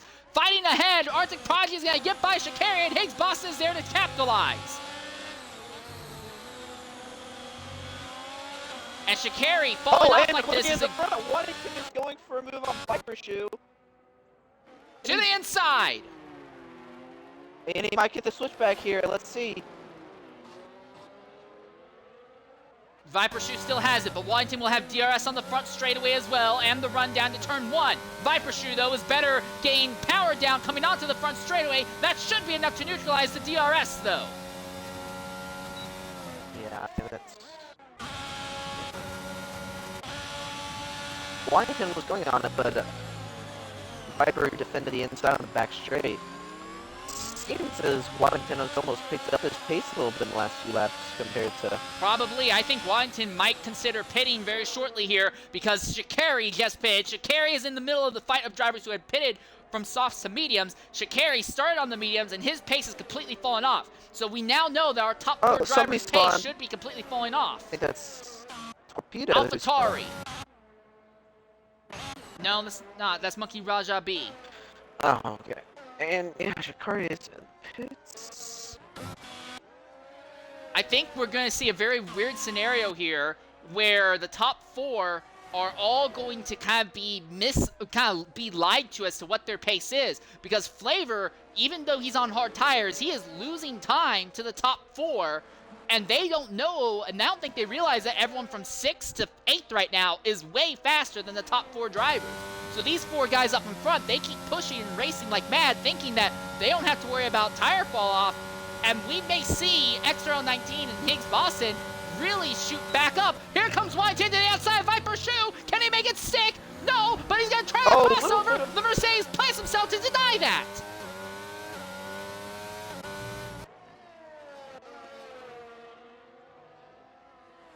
So we're back in the inverse of where we were earlier. Earlier, the driver ahead was Waddington, and JMC is now just pitted out 4th.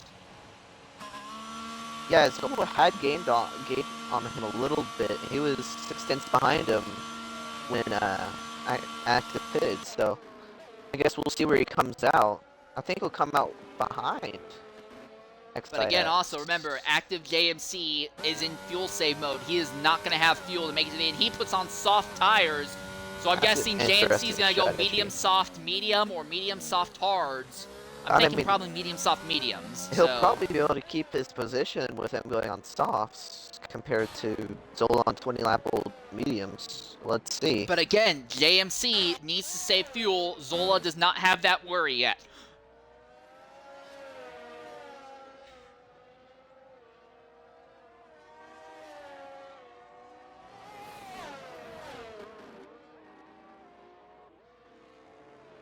The good news for the top 3, though, is that they all, when they pit, they're all going to end up ahead of any fight. That clump of cars I was talking about earlier that the leaders were likely to pit into the middle of, that clump has kind of all dispersed and broken up. So when the leaders pit, they will likely come out on not perfectly clean track, but cleaner track, and will not have to worry as much about potentially having to fight with drivers who are not on proper race-leading pace. This fight at the front continues. Waddington is now in the position that Viper Shoe is in. The difference, though, is that Viper Shoe seems to be better in the twisties, and Waddington is faster in the straights. So DRS really works out strong for Waddington, but he doesn't seem to be able to do anything about it because he has to be so much more careful entering and exiting corners, and Fine Waldo has had another spin on this set of hard tires, and that will drop him to 10th. Might even drop him below that because here comes a bunch of cars as well. Yeah, and I think if the leaders pit here, I think that they're definitely going to fall behind XIX by maybe a second or 2, which might not exactly help their fighting here. But if they don't the thing is, though, that when they do pit, they will have cleaner tires than XRL 19. But still, you do bring up a good point. I do want to talk about this. 19 started in 16th position. In a single lap, he broke into the points main positions. He's gotten as high as 5th today. I do think that 19, if he's playing his cards right, might be able to walk out here with this win. Prodigy is? Vegeta, yeah. Oh, never mind. Sorry, the guy in front of Prodigy. On the track. The guy Monkey Raja B pitted. Yeah, sorry. He was right next to him. I kind of just Monkey Raja B is on that same set of tires that he had started with. Now he goes from one set of mediums to another, so he's going medium soft strategy. But Monkey Raja B, one of the drivers who needs to save fuel here.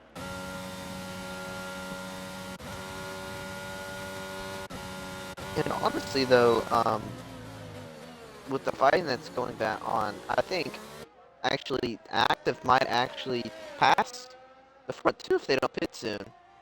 I don't think so. The gap between was about 3 seconds. I don't think JMC is going to get by him. And even if JMC does get by him, again, JMC has to pit again very shortly again to another set of mediums. And Active is still in fuel-saving mode.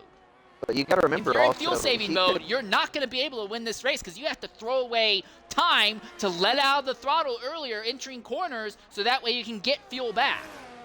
But you also got to remember, he might say, you know, I think is that Fajiti? Yeah, that is Fajiti who has spun. And he did get penalty there. He's on, yeah. But also, you gotta ask, he still might interfere with this battle here. So, he could still interfere, I'll give you that, yes. But overall, I think the fight is going to come down to Viper's... He is 23 seconds behind now. I think the fight's going to come down between Viper Shoe, Waddington, and XRL 19. Now, I think Viper Shoe and Waddington are going to try and go medium-hard single-stop strategy. 19 has to do 2 stops. But if 19 continues to stay in clean air like he has, well, these two keep fighting, 19 has a chance. And 19 still has to make up what's looking to be 20 seconds worth of time, and he'll have to make up another 20 seconds from making an extra stop. But I think 19 could do it. I think right now, it's Viper Shoe and Waddington are your favorites to win this race, and 19 has an outside shot at this victory. I think with a safety car or a few DSCs, I think that might allow Active JMC to maybe get back into that battle there. Oh yeah, a full course safety car or even a virtual safety car would really help all these drivers who need to save fuel, including Active JMC. And he is closing. It does look like 19 and JMC are now closing in on these leaders more and more every lap. Also in third, oh, Flavor is pitting out fourth, so Flavor does not want to make these hards last any longer, so Flavor's going to have to two-stop, I imagine. Flavor's going to have to do hard, medium, soft, or hard, soft, soft, or something.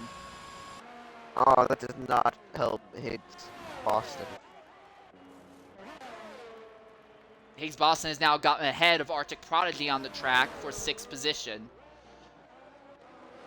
Although Prodigy is going to come back to the inside. But again, in this fight, Prodigy has to save fuel. Higgs is not currently in that position where he needs to save fuel. I wonder, what's the point that they think that they need to pit? Because they are going to based off of what it was earlier. They are going to come in front of that big battle. But Viper Shoe is actually saved up a lot more ERS leading. Looks like Waddington has had to use all of his just to stay right behind him. Yeah, when the leaders pit, if the leaders pit now, they would end up right in the middle of this fight between Higgs Boston and Arctic Prodigy. You do make a good point. I think they actually might come out ahead. Well, with the way they keep fighting like this, they're not going to. Yeah, over the last few laps, Higgs Boston and Prodigy have gained about a few seconds on him, so. And Waddington and Shoe keep slowing each other down. Again, their tires aren't exactly getting any faster. No, I assume that they probably are on at least 40 or 50. Zola pits out third now. Zola is definitely going to probably end up in the middle of that fight or behind it. Yeah, if Zola's in the middle of that fight, then that means the top 2 should still be good. But if he ends up way behind that fight, then the top 2 could be in big trouble. Oh, 3-second penalty. That's going to majorly hurt Yeah, him. that pretty much takes 19 out of the fight for this win. Zola puts on hards that he'll run to the end of this race. So that will be about 31 laps on his hards.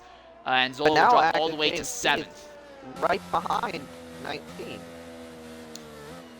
And Zola is behind Arctic Prodigy and Higgs Boston, but just barely behind them. So yes, if the leaders pit, they will be ahead of Higgs Boston and Prodigy. They will be in clean air. I think it takes from anywhere from 22 to 24 seconds.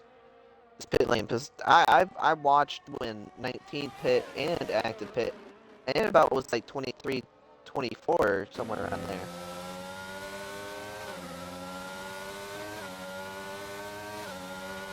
With your, 4K resolution TV, could you, I'm looking at their fuel numbers right now real quickly.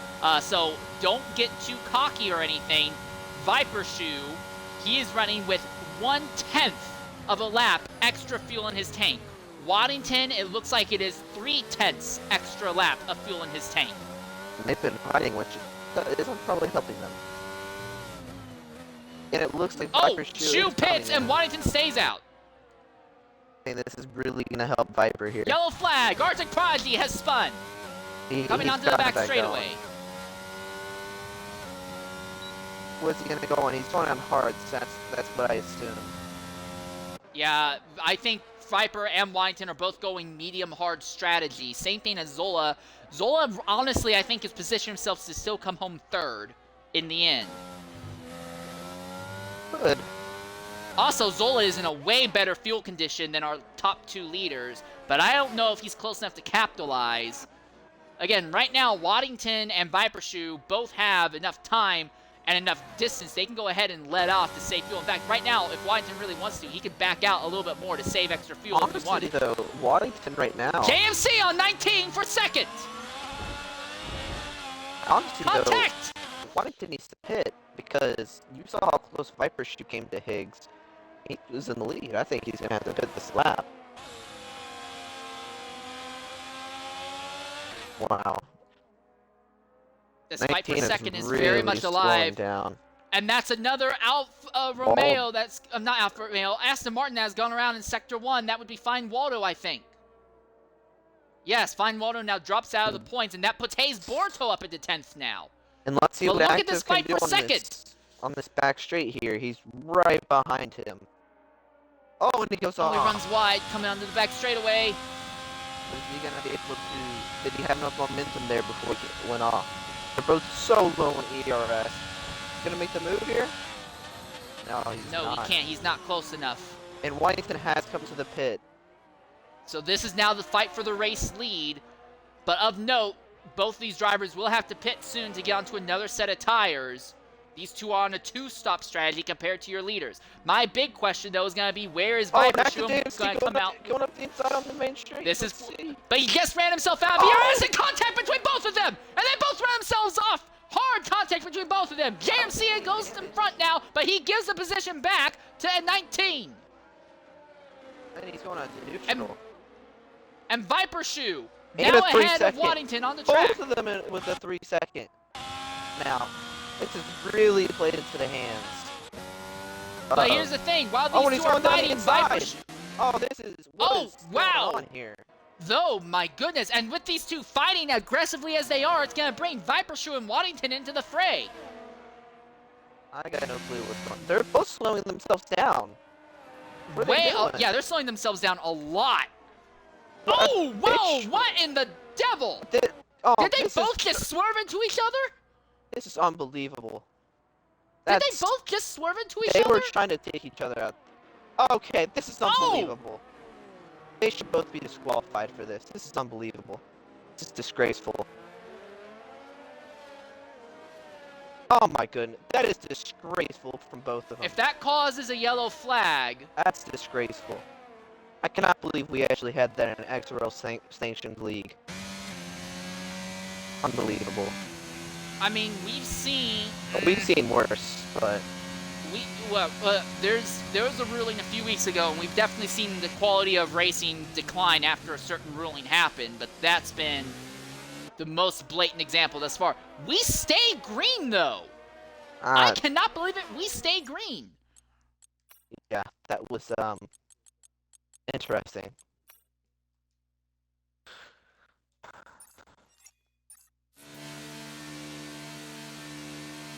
Well, this puts Hayes Borto back into 10th. 19 pits out of 5th, and this basically kills his upward momentum that he was having today.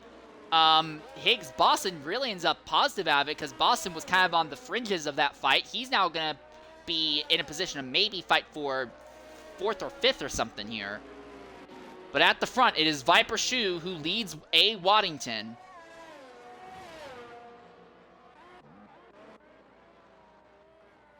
And here's a fight between Arctic Prodigy and CVT Mask. Mask to the inside of the McLaren.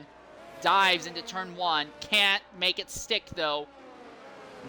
Stays in line behind that McLaren.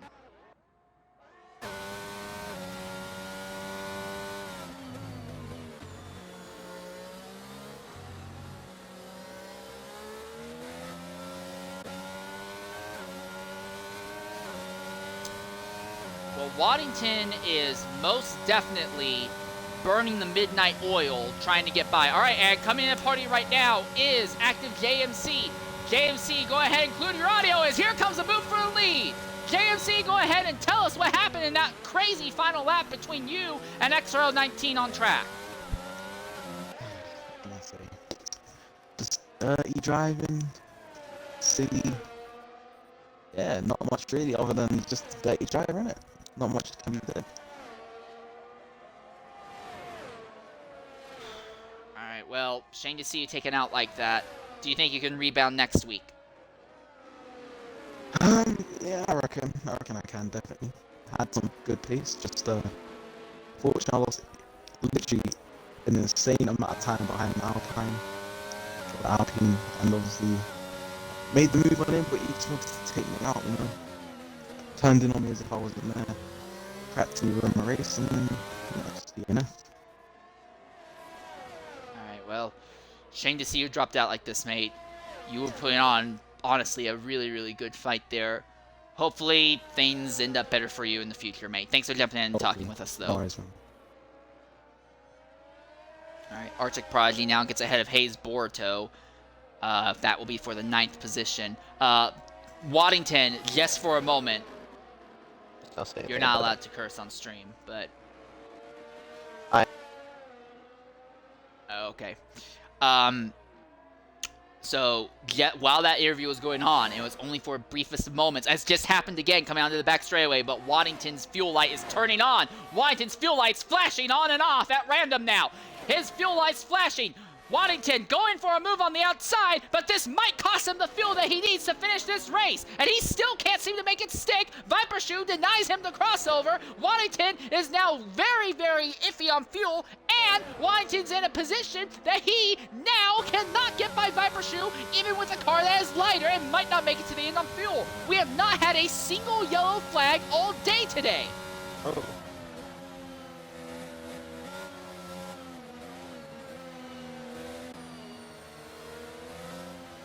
Again, it's not like Viper Shoe's in a perfect position with fuel either, but Viper Shoe is running with about a tenth to 1/1500th of a lap extra fuel in that tank. We're talking in terms of cups, fractions of cups of fuel.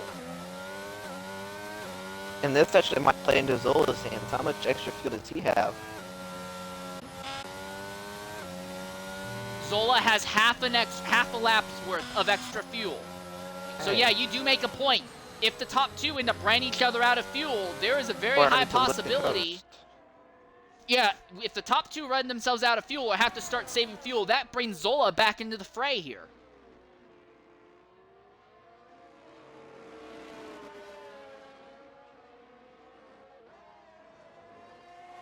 Again, XRL has had a race in the realistic tier go green flag to flag before. That was at France last season, but that race at France had rain in it, so you use a lot less fuel in the rain to begin with, so and fuel wasn't really a concern again there. on him. On the outside. Viper Shoe parks his car in the apex again, which then forces Waddington to delay his exit. Yeah, I think Viper Shoe is just very, very good at defending. He's gonna have to make a mistake for Waddington to get past him again.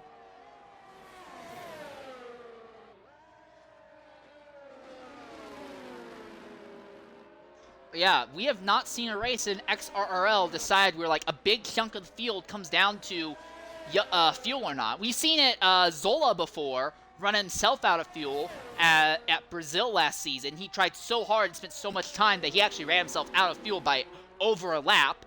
But that was one driver. In realistic, I don't think we've ever seen a scenario where we're at a risk of so many drivers dropping out due to fuel concerns. Zola has just gotten by Higgs Boston on the track because Higgs Boston is on these really worn out medium tires. I think Boston these will guys, have to pit shortly also. they're not going to want to have to let them coast here. I think they're going to have to maybe just mutually like go a little bit like upshift a little bit more, quick shift or double shift and all that stuff. Well, they've got to do something. Yeah. Now, again, Shu is in a slightly better position than Waddington at the moment. But not by Waddington much. is in the... But here's something else. And Shelby, you're American, so you're following NASCAR and IndyCar to some extent. Right now, Waddington in second has a very small advantage in the fuel game compared to Viper Shoe, because Waddington doesn't have to go through as much fuel going down the straightaway. If he stopped trying to make moves going down the back straightaway and just stayed behind the Mercedes, he would actually be able to lift a little bit earlier and save milliliters. Like, I'm talking like 6/10ths of a cup. But that would be enough to help him. But he's not doing it because he keeps pulling. He keeps pulling out from behind. And when he pulls out from behind, he deals with the entire weight of the air ahead of the car, and it starts slowing him down again and forcing him to burn more fuel to maintain the same pace.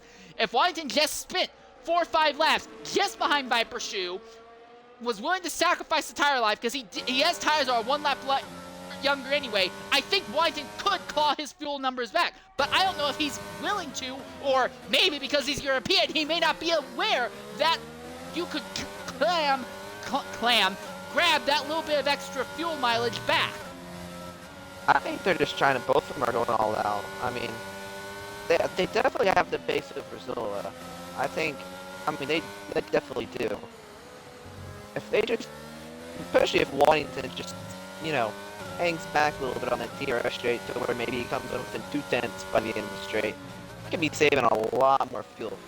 Because his closing speed on this back straight is insane. He could be like 70% on the throttle and still just be right behind him.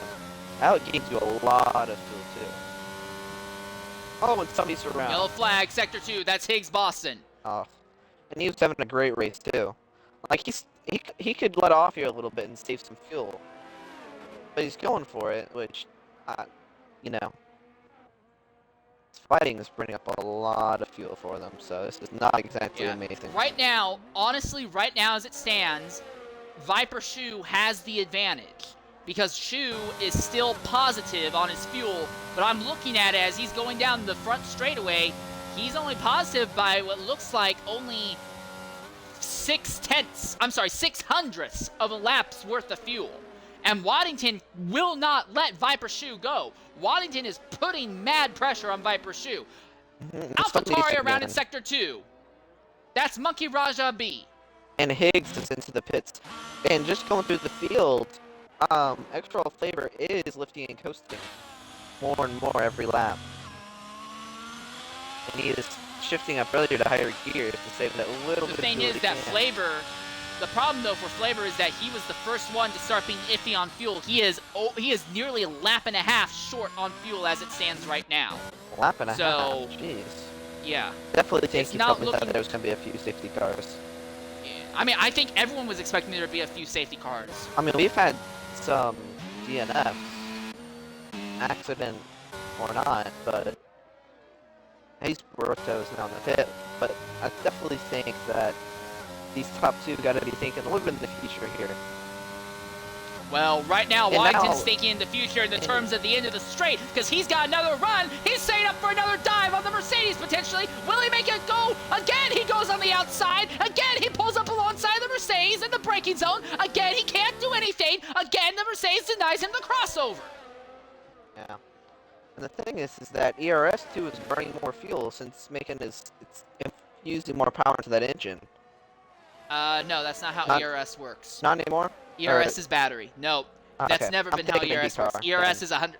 Yeah, that's an IndyCar thing with push to pass, because push to pass in IndyCar is 100% extra fuel. ERS in Formula 1 is the car using its internal battery. That happens. Is something wrong with Fine Waldo?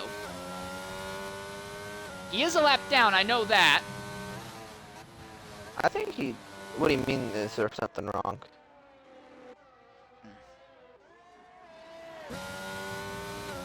Did you see a problem with it or something, or? No, Viper Shoe, it looked like he had came into the pits and then stopped or something. Now, I didn't notice until, like, he finally got going again, but I don't know, maybe he spun? Now, I will say Waldo is kind of a rough time for him because he is a lap down at the moment. I think he's also... He's the only driver a lap down. Yeah, and he's having issues for some reason braking.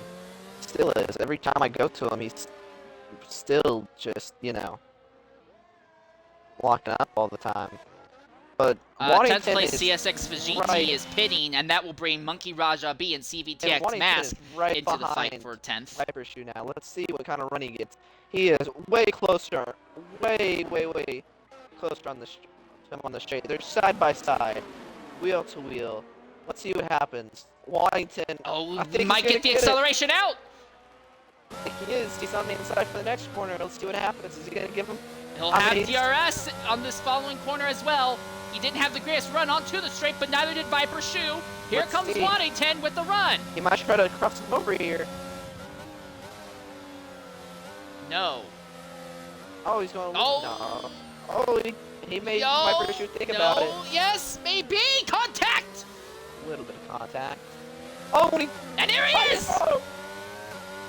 But they're still side by But side. Viper Shoe puts the power down and dumps a little bit of ERS and gets back ahead of Waddington. I mean, they are pulling away from Zola. They pulled a second or two just in the last few laps. That's how hard they are fighting. They're pushing And each Viper other. Viper Shoe is not using the full throttle on some of these straightaways in Sector 2. He's only engaging about 80% throttle. And that is how Viper Shoe is keeping his fuel numbers in the positive delta right now.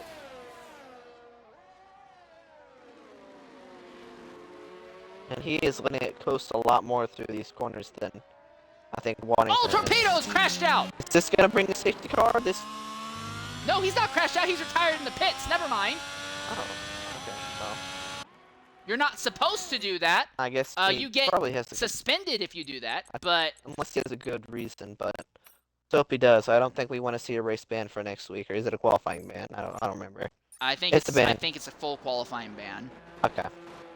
Yellow And flags in Waddington sectors is 1, 2, and 3. Still right behind. Right Fine next Waldo to him. has had a spin and has had an accident there at the end of Sector 2. Come on, get going, Waldo. Get going. Sector 1, 2, and 3. Does that mean safety cars out? What? Does that mean? No, what? it's that there are two different instances on the track. Fine Waldo is just not going. Fine Waldo is not going. Fine Waldo is just spinning around trying to force a yellow flag.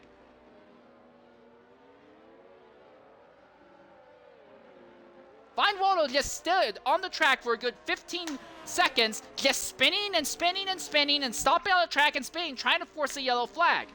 Something might be wrong with this lobby setup. The lobby host may not have turned yellow flags on. Fine Waldo has tried to bring out a yellow flag, and then we also had the instance between 19 and Active JMC that tried to bring out a yellow flag. Neither of them have happened. Arctic Prodigy has now spun out of the final hairpin, and that's not brought out a yellow flag. Dragon crashed earlier. That didn't bring out a yellow flag. I do think there are a significant number of drivers on track who are trying to bring out yellow flags, and it's just not happening for some reason. And Waldo had just been in the pit. And now AlphaTauri, that's Monkey Raja B, Oh, was no, spun coming out of the hairpin so I'm for the looking- lead! I am looking and it's just reduced. Which effectively means just there is none in this game, but it's Waddington reduced ran safety himself car. out of ERS. Waddington ran himself out of ERS, but he had the nose ahead. He's regained a small amount of ERS, but Viper Shoe is nearly out of ERS as well. Going to the final corner. And again, Waddington will have DRS and ERS that he can try and utilize. Can he He's get by much the Mercedes closer. going into turn 1? But he was like this 2 laps ago and couldn't make it stick. He's going to the inside. It's fun. Is he there? And Waddington's by No, him. Viper He's got the Shoe nose is on ahead. the inside. Crossover maybe for Shoe. Waddington's still there, but it looks like he got a better exit. Shoe's ahead. I think without But for a these two, moment, this And it was only for a moment, but for a moment, I saw Viper Shoe's fuel light turn red.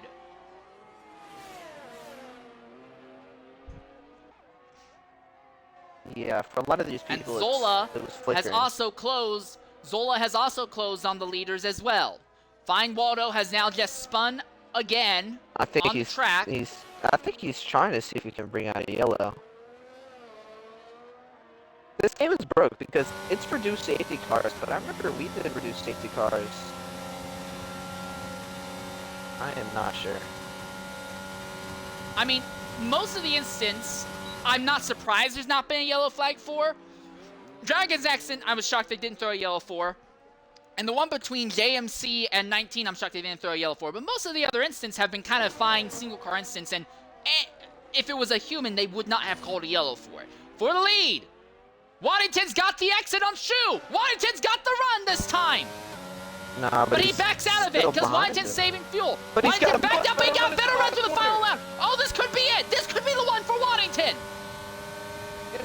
Oh, they touched a little bit, I think. Contact. They made just a bit of contact. Is he gonna go around the outside of him? He's trying. I think he has his nose in there. Oh, but I don't think he's gonna get a better exit. Oh, yes, he did, because Shu engaged the ERS and got back ahead. Mercedes just, I think, has the better traction right now. Yeah, Viper Shu has a car that is better set up for the twisties. Yeah, I think right now, I think he's just gonna have to force him into a mistake. Well, here's the other thing, though. The longer and longer these two keep fighting, it brings Zola closer and closer into the fray. And Zola, although Zola's tires are 2 laps older, he has spent all this time in clean air. I think there is a chance that Zola will potentially walk out of here with a second-place finish. I don't know about the win, because Shu is still positive when it comes to his fuel numbers, but it is close. As he's coming onto the back straightaway, he only has a positive 0.06 of a lap in fuel. Jeez. Waddington has a run once again, though. He is Waddington there. ran himself out of ERS, though, and that's going to kill some of his straight line speed. He doesn't care. He's going for it again on the outside. And Waldo spun again. Oh my goodness, he might have actually got it this time. No, but Viper Shu, I think he engages the ERS. Let's see, he's around the same place he was last lap. Is he going to fake to the outside? Nope. Oh, a little bit of contact there on the straight. Contact again.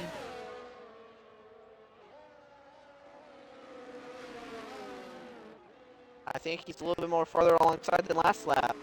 Oh, he's a lot farther alongside. He actually got the nose ahead there for a moment. Is that it? That might be it. I don't know. Shu puts down the ERS. He's coming back. Shu has ERS. Let's see what Waddington does here. Does he force him out a little bit? No. He does. Looks not like aggressively. On the outside. But Shu just ran. Shu's red now. Shu is now red. He was red and now he's green. Yeah, he's flashing. Flashing his fuel numbers. This is only helping Zola. I think they gotta realize to each other that this is not gonna work and that they should probably... big twitch by Shu! Shu hit the inside curb and got really sideways that time. Waddington looks to the inside, won't make the move. Waldo's crashed out coming into pit lane. Is that gonna be a yellow? No, but I think he's just... He's sitting on the pit lane entrance. Yeah, I don't know how you don't call that a yellow. I think this game is just officially broken. It doesn't matter. Viper Shu hit the red fuel again, going down the back straightaway. He let off to try and resave fuel, and that lets Waddington get back ahead. Waddington has the nose ahead as they get into the braking zone again, and the Mercedes still holds the position, but Viper Shu is now in fuel save mode as well. This is insane racing. And this is only helping Zola. He gained a second that lap. Not to mention, Zola, although Zola is burning through his fuel as well, Zola still has a quarter of a lap in the tank, and Zola still has 3/4 of a bar of ERS around here. So in the final few laps, Zola can absolutely open up the pace to try and close down on these two. Again, Shu, he's back into the positive now, but he is positive by nothing! 0.00! He is positive by nothing!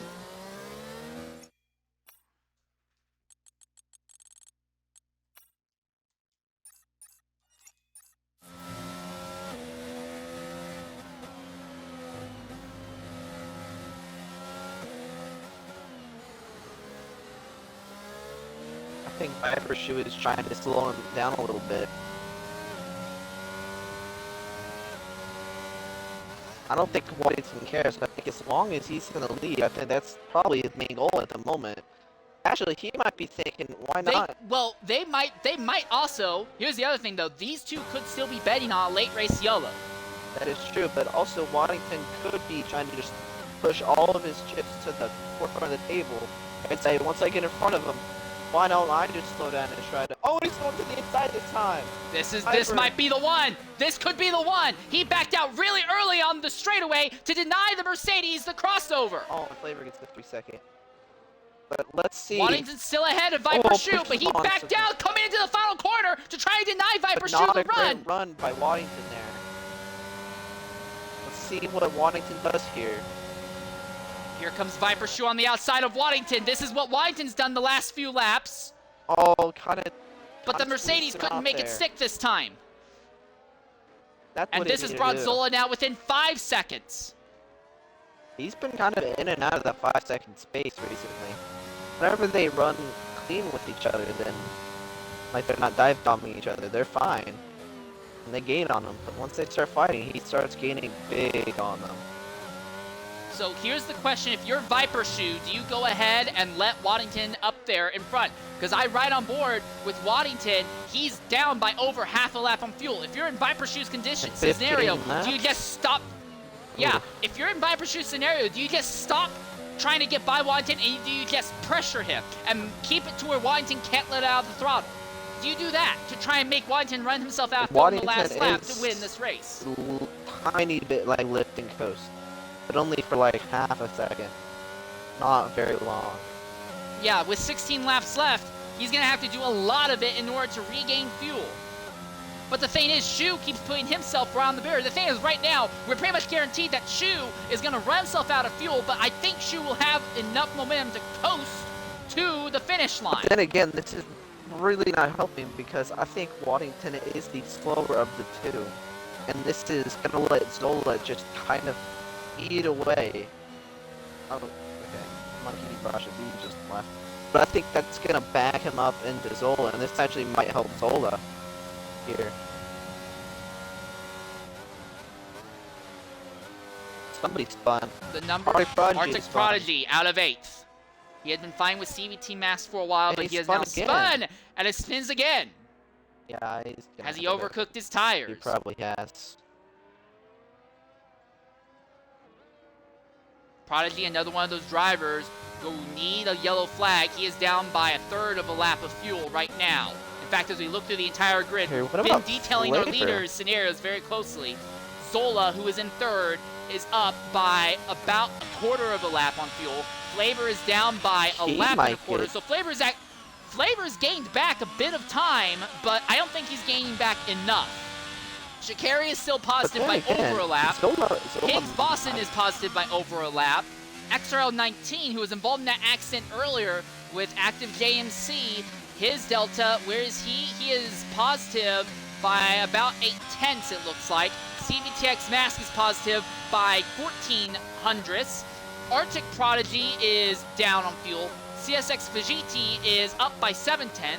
Hayes Boruto is down by a lap and a quarter, and Monkey B is also down by about 3/4 and right now. Viper, so about half of the field Viper just got back into the positive.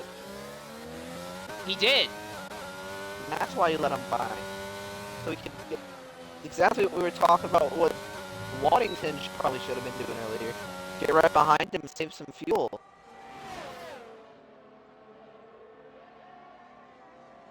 Lift and coast it through this corner a little bit.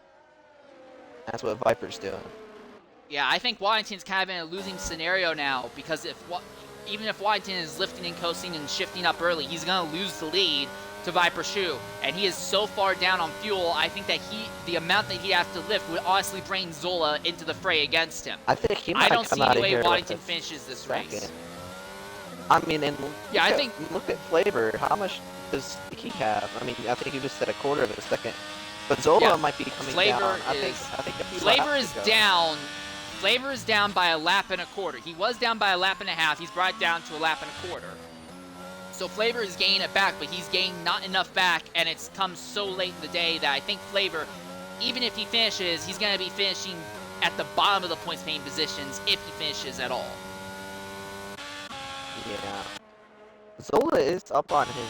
I think the Zola is pushing at the moment. He has a bunch of ERS that he probably should be using, I would think. Viper Shoe laying on his ERS going down the back straightaway. See what he does. He looks to the inside. Is he going to go for it? Yes, he does! I think Is this going to be the move back for Viper?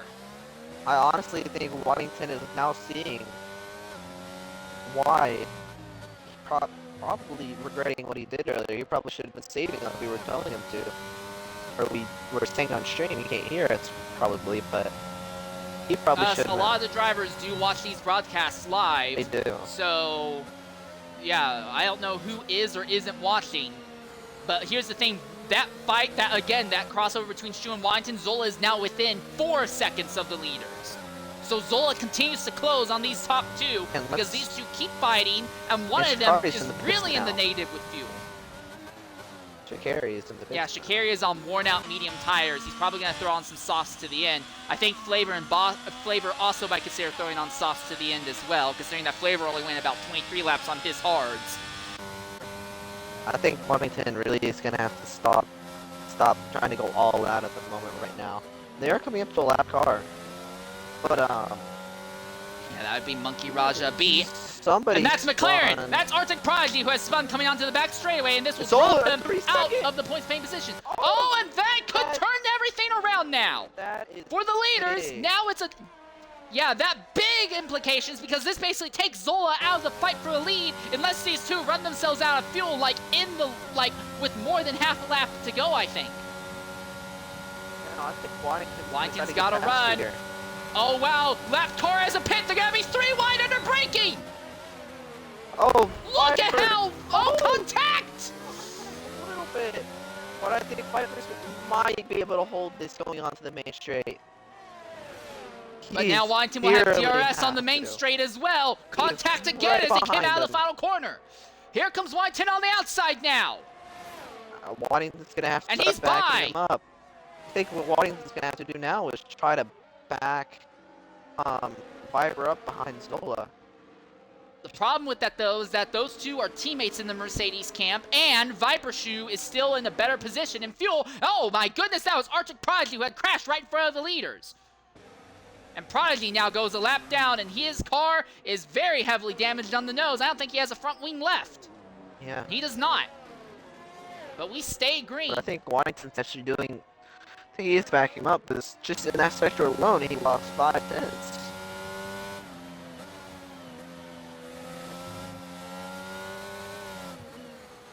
But again, the other thing I consider is that Zola still has 41% in his ERS battery.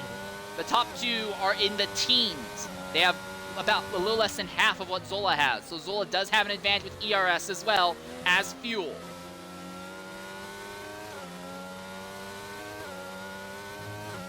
'19 has just set the fastest lap of the day back there in 7th.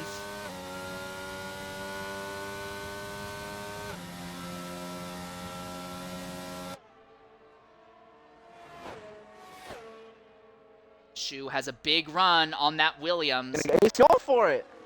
Yeah, he's going for it. The Williams has to get out of the throttle early so he can try to recover some fuel. He should back up. Waddington dumps his ERS on the run down to turn 1. Denies the Mercedes. Here.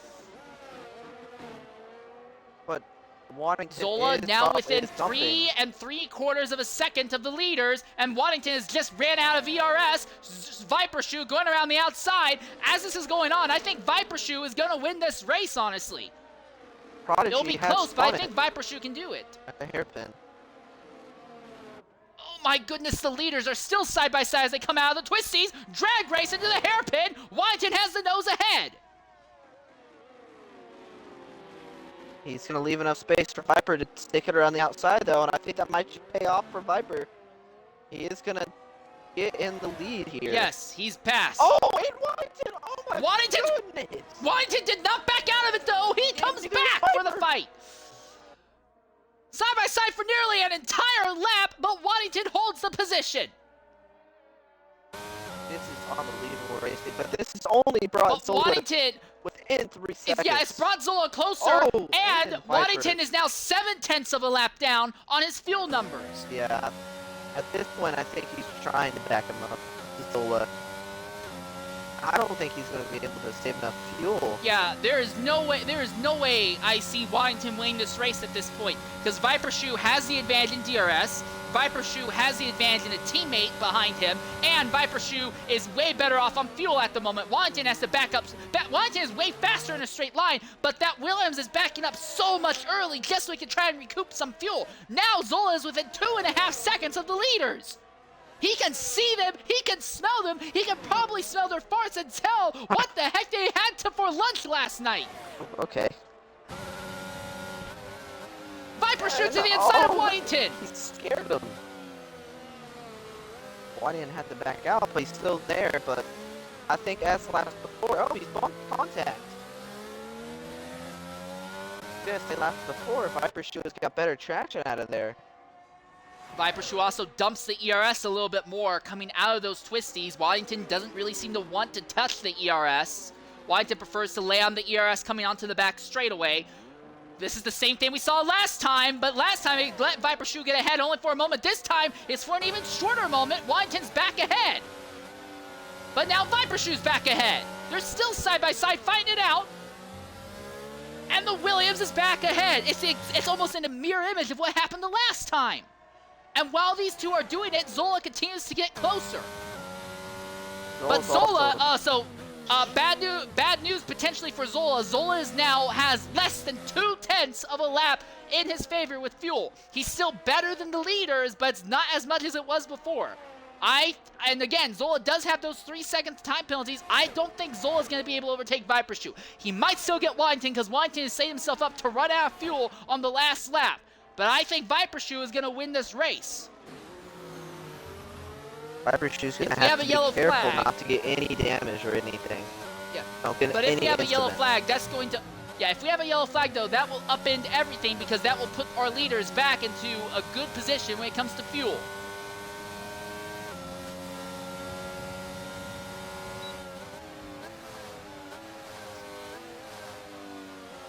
So with about 10 laps to go, real quickly, I want to run through the rest of the grid. Zola is now at about less than a quarter positive fuel delta. Flavor is still running with a massive fuel loss back there in fourth. I'm looking at his numbers, and it's saying that it's more than a lap still. Higgs Boston has a positive fuel delta, so Boston is likely going to get a position off of Flavor in these final laps. Shikari also in a positive fuel delta. XRL 19, who is right in 7th position right now, is also in a fuel positive delta. CVTX Mask is right on the bubble. He is at risk of running out on the last lap of this race. CSX GT, who is in 9th position, is on a positive delta. Hayes Boruto is down by over a lap of fuel, and Hayes Boruto is also at risk of going a lap down. Monkey Raja B is also down on fuel by about the same amount that your leader is. It's unlikely that Raja will be able to get back onto the lead lap. He is a lap down, and Arctic Prodigy, who is also 12th lap down, also unlikely to get back on there. Big moment by Viper, almost spun it in that carousel. And that's great news for Waddington because Waddington can back off a bunch coming into this braking zone here and save some fuel there. Will it be enough to turn everything over? Maybe not, but he needs every bit he can get right now. Oh, he is backing up big into every corner.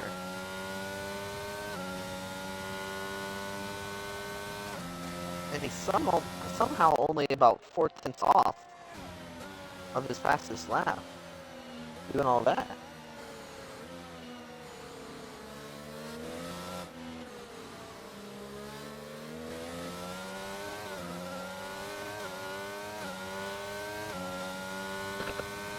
But Waddington is still roughly about 3/4 of a lap shy on fuel. And he's just been... And with less than... Oh my goodness. Did that give him damage? I don't think so. If it did, that would really upset things, though, because Viper Shoe in second, even with damage, is still poised to win this race. Because, again, Waddington's going to run out of fuel on this last lap unless something really crazy happens, and Zola has a 3-second time penalty. Even if Shoe gets some wing damage, frankly, stay out there and keep running.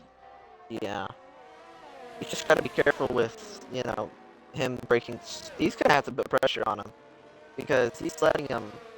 Oh, McLaren, crash, is that Hayes Boruto? No, that is Arctic Prodigy. I think that's gonna, you know, warrant a safety car though, or VSC. No, it isn't. You got back going. Now, yeah, Prodigy is going to have to go around the entire circuit with no front wing, and he's low on fuel. This is going to be a horrible day for Arctic Prodigy and Monkey Raja being 11th as well. Waddington, I think, at the last moment thought that Viper was going to go down the inside of him. W really deep into the last corner. But I think now, more and more, I think Viper's struggling a little bit with his tires. But he doesn't have to worry about it right now because Waddington is not going to make it to the end on fuel. He is. He really needs to get past him here. But the more and more Waddington backs off, the more and more ERS he's getting. He needs to use all that ERS just to defend from on the straight. All he needs to do. And again, Zola is closing, and I do think Zola might be in position to steal a second place position. We could see a Mercedes 1-2 finish off the back of Waddington, likely running out of fuel. And I would just like to ask how much, oh, that's not good for Flavor. How much fuel does Waddington have at the moment? Waddington is down by 3/4 of a lap, roughly. Still? Viper Shoe continues to, yes, he's stopped the bleeding, but he's still shy on blood, if that makes sense. He's still Viper Shoe, who is in second, is actually gaining fuel. Viper Shoe's backed off enough that he's actually now gaining a very small positive fuel delta. I guess coming onto the back straightaway this lap alone, I saw Viper Shoe get back into a plus 1/10 a lap fuel. So Shoe has definitely regained some of his fuel numbers that he needs. Zola is still with a positive 1/4 of a lap delta, but he is now close enough that he is going to have DRS. Bunch. I think but again, Zola has DRS. that but Zola has that 3 seconds lap penalty, so I don't think Zola is really in a position to win this race though.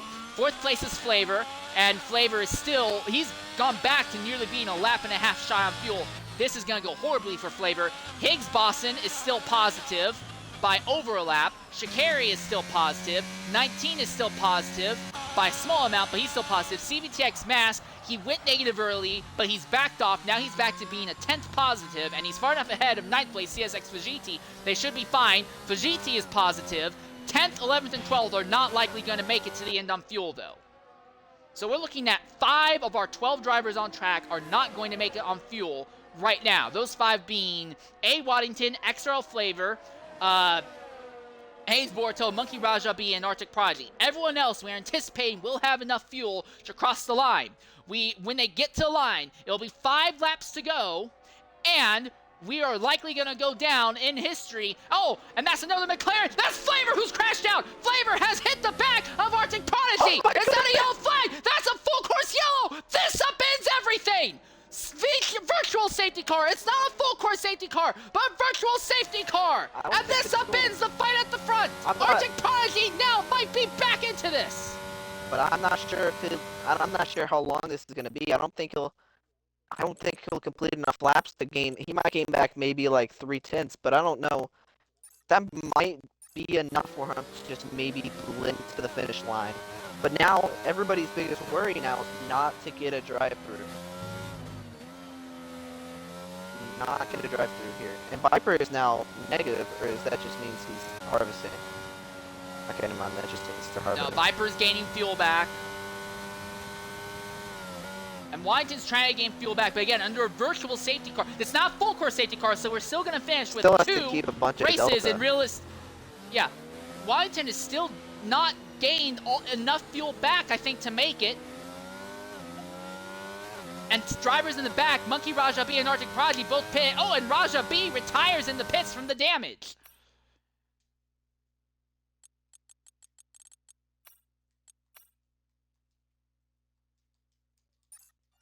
Oh, who's got a drive-through? Borto, I know. Hayes Borto, who was in 9th. So there is a possibility that Monkey Raja B might get. Waddington came back there. I think Waddington cut his deficit in half. It's a little bit hard because the Williams screen is really hard to read, but he is still does not have enough fuel to make it. He's probably gonna die about here on the lap. Something like that. He is gonna be sputtering. Yeah, and Viper Shoe now has a positive delta of over a quarter of a lap.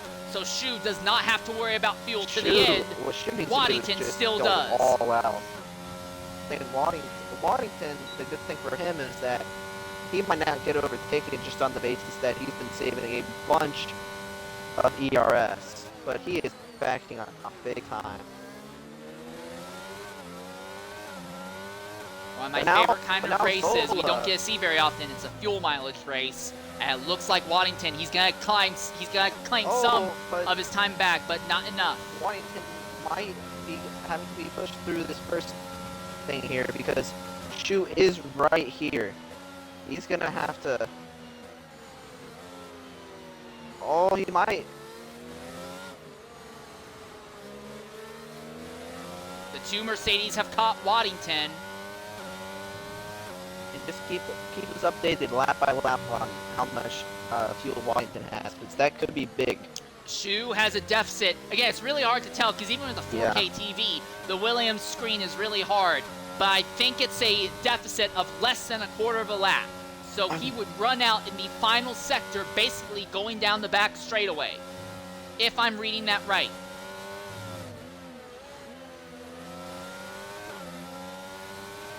The other thing to consider, though, is that Waddington is building his ERS back up, and Waddington can utilize the ERS to supplement running out of fuel. But Viper Shoe is right there. He is right and Zola is there as well also. Zola is now close enough to get DRS off of our leaders. I don't think our 2 and 3 have to worry about fuel anymore. Nope, it's just Waddington right now. And again, there is still also, real quickly, Monkey Raja B and Hayes Borto here. Will he go for it? He is going for it, to the inside. It's just going to make Waddington have to burn a little, you know. Oh, he got passed. Now, is he going to be able to keep it down Waddington backed out of it. Waddington backed out of it, but now he has DRS on the following straight, and Viper Shoe is going to run himself out of VRS. Viper Shoe's out of VRS pretty much, and Waddington goes right back by. 3 laps to go. Hayes Borto and Monkey Raja B are also still likely to run out of fuel in the next 2 laps. Of him. Never mind, not anymore. But that he was on the outside of him. Then again, he was, and then he had to back out. But then again, that right there, that little fight, made Waddington have to delay, or he wasn't able to save fuel on those corners that he usually would have been able to save. So yeah, Waddington's deficit has gotten larger. Waddington is now poised to run out of fuel in Sector 2 on the last lap. Yeah, 0.3 or something. And Waddington also had to use up some of his ERS. So again, there is a possibility this Williams, who has dominated a big chunk of this race, Waddington might not be able to make it to the end because Waddington may not have enough ERS power to get him to the end here. And they're about the same ERS at the moment, too.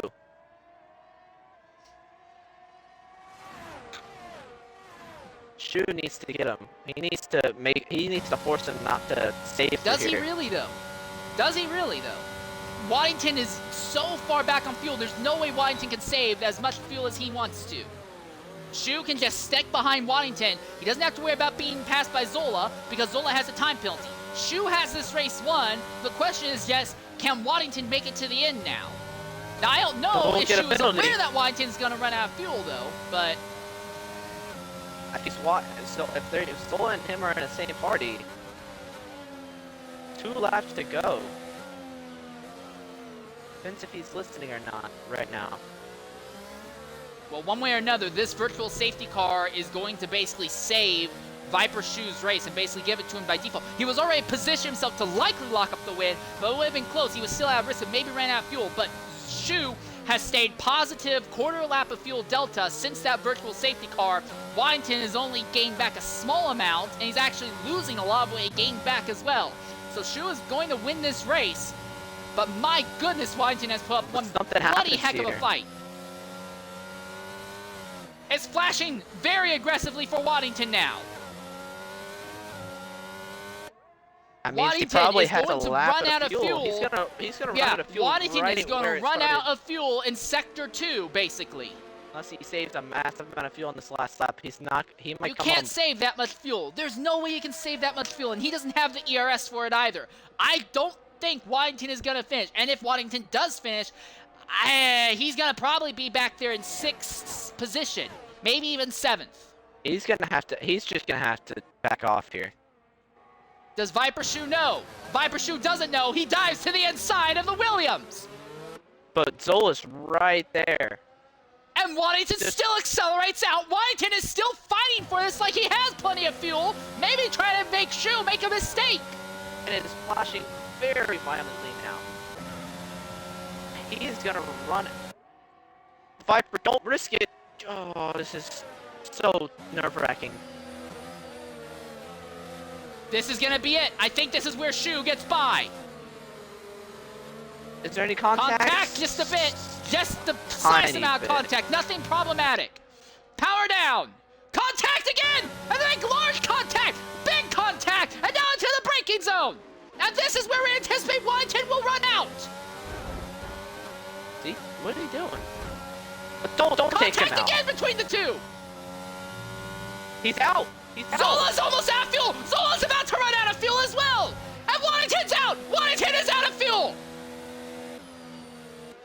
Shoe's got him, and Zola is by, but Zola might run out as well. Zola may have overtaxed himself in this final moment. So is Viper Shoe. He is running out. So is, but it doesn't matter for Hayes Viper Shoe. Borto. Viper Shoe is far enough ahead. He's gonna do it. Hayes Borto is not gonna finish, I don't think, and I don't think Monkey Raja B will either. Viper Shoe, he is flashing aggressively, but he has enough of a gap. I think he's gonna make this. Zola is likely gonna come home second. Wow. And Waddington, running on just battery power alone, only 105 miles an hour down the back straightaway. At the front, it is going to be a Mercedes 1-2 finish. Viper Shoe. Viper Shoe. Going to On win. 3-lap born tires and almost no fuel will win. Zola will come home second. The fight is going to be for third because Borto. Higgs Boston is coming. Here comes Higgs Boston in the Ferrari. Can he nick the Williams? He also has penalties. He has 6 seconds. I don't think he's gonna get it. I think one. Yeah. He is lucky. Barely. He is very lucky that everybody behind I him has cannot penalties. believe that worked out. Will CVTX Mask make it? Because CVTX Mask pushed himself too far. 19 also is really close to running out, but he is close enough. He'll make it. Will Mask make it to the end and not lose any positions to the GT here? But GT has 6 seconds of penalties.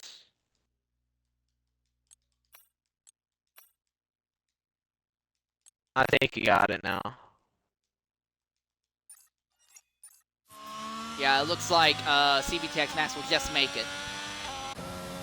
And Monkey Raja B will finish in 9th, and Hayes Borto will come home 10th. What a race that was. Yeah, you can say that again. And for the second time, realistically third, because we have had a Monaco race in this series that didn't have any yellows, but no one really counts that because it was glitch-induced. For the second time in XRL history, the realistic series goes flag to flag without a safety car. Well, no safety car. We could have gone without a VSC though. That would have been better. That would have made things a lot more tight at the front.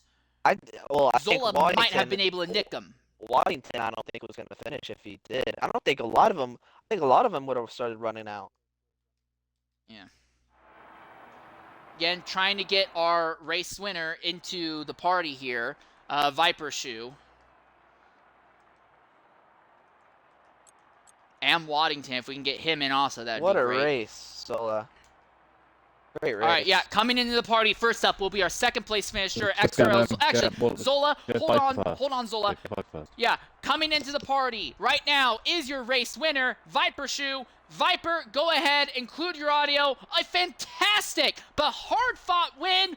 Make sure your audio is included. What do you have to say about that drive today, mate? I'm speechless, honestly. It was amazing. I battled Waddington for a good 40 odd laps on it. More like I'm speechless. more like 50. Just amazing racing throughout, and I'm so glad to come away with a win. All right. But At 1-2 as any well. point, That's good. yeah, Viper, out of curiosity, how concerned were you about your own fuel numbers? At the end, Waddington ended up only coming home third due to fuel. How concerned were you about fuel, though, Viper? Well, lap 40, I started showing red, so that virtual safety car came at the right time, so I could save a little bit. Went over across the line with about 0.07, I think. So it was close. And did you know that your opponent Waddington was down pretty much over 3/4? I think that's what Insane was saying before the VSC. Did you know he was that low on fuel or not? No, I had no clue. I thought, Yeah, we were going to go all the way to the line. Yeah, you guys definitely were cutting it close because you went negative, and then I think Yeah, I you did let one more, yeah. you went negative, and then you were like, oh crap, and then you decided to let Waddington pass, and I guess that's where you saved from there. Yeah, that was literally the only way I was going to save, is just let him drag me along for a few laps. So my Yeah.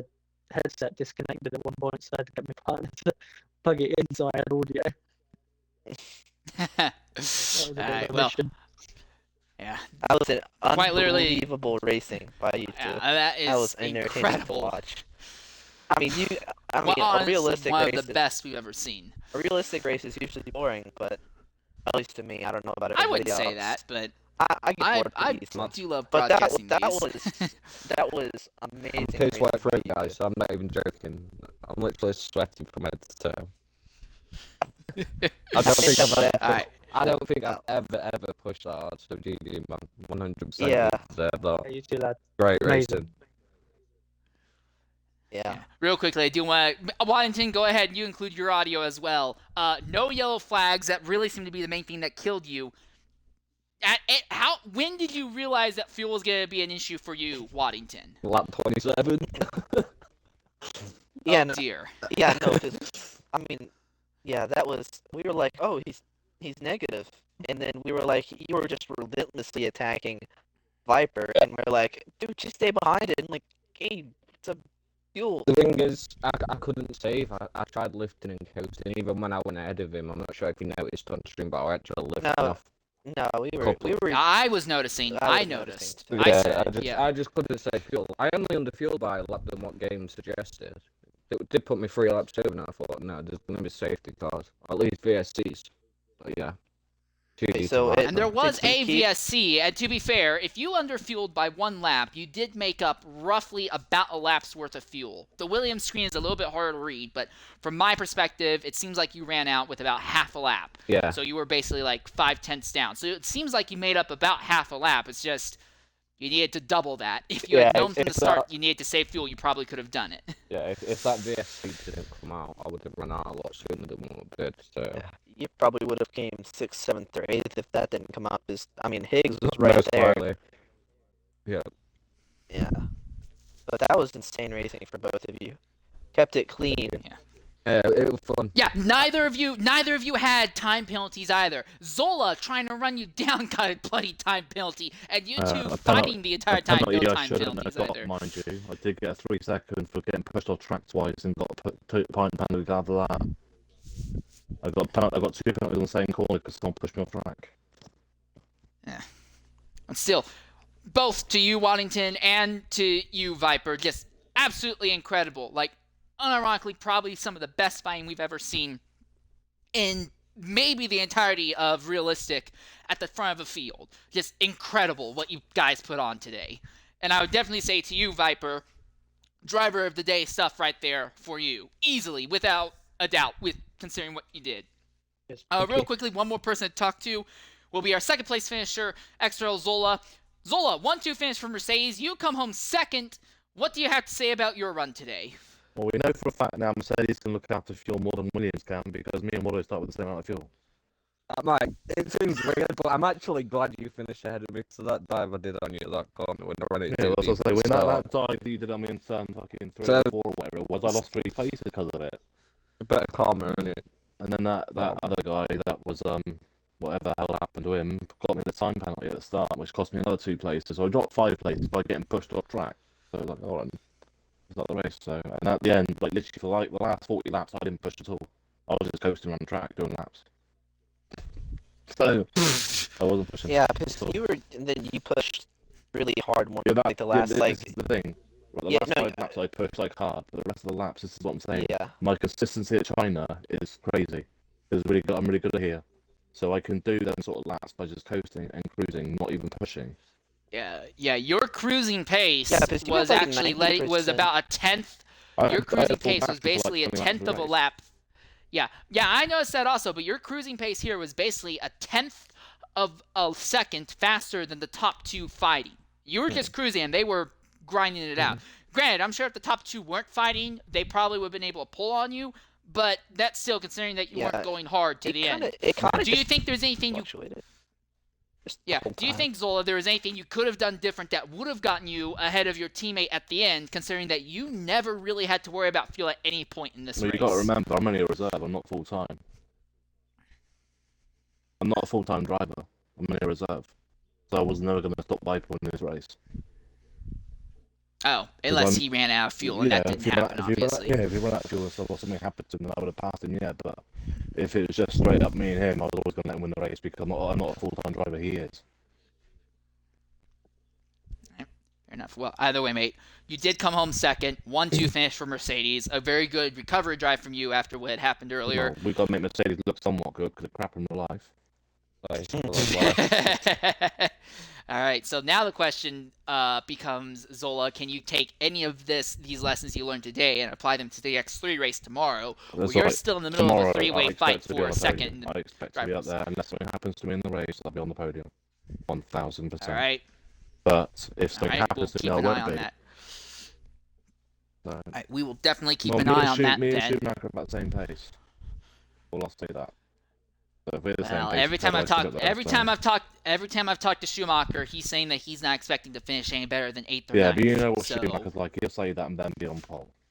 So whatever he says, you always take with a bit of salt. Yeah, but he might be on pole, but he also can get caught up in other instances pretty easily as well. So yeah, well, some of it's also his fault and some of it's other people's. So all right.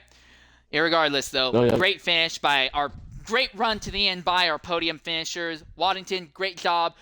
Only a 3rd place, but still fantastic drive. Zola, 2nd place. Very. Yeah, go for it. What X1 driver, Viper's an X2 driver, and an X3 driver.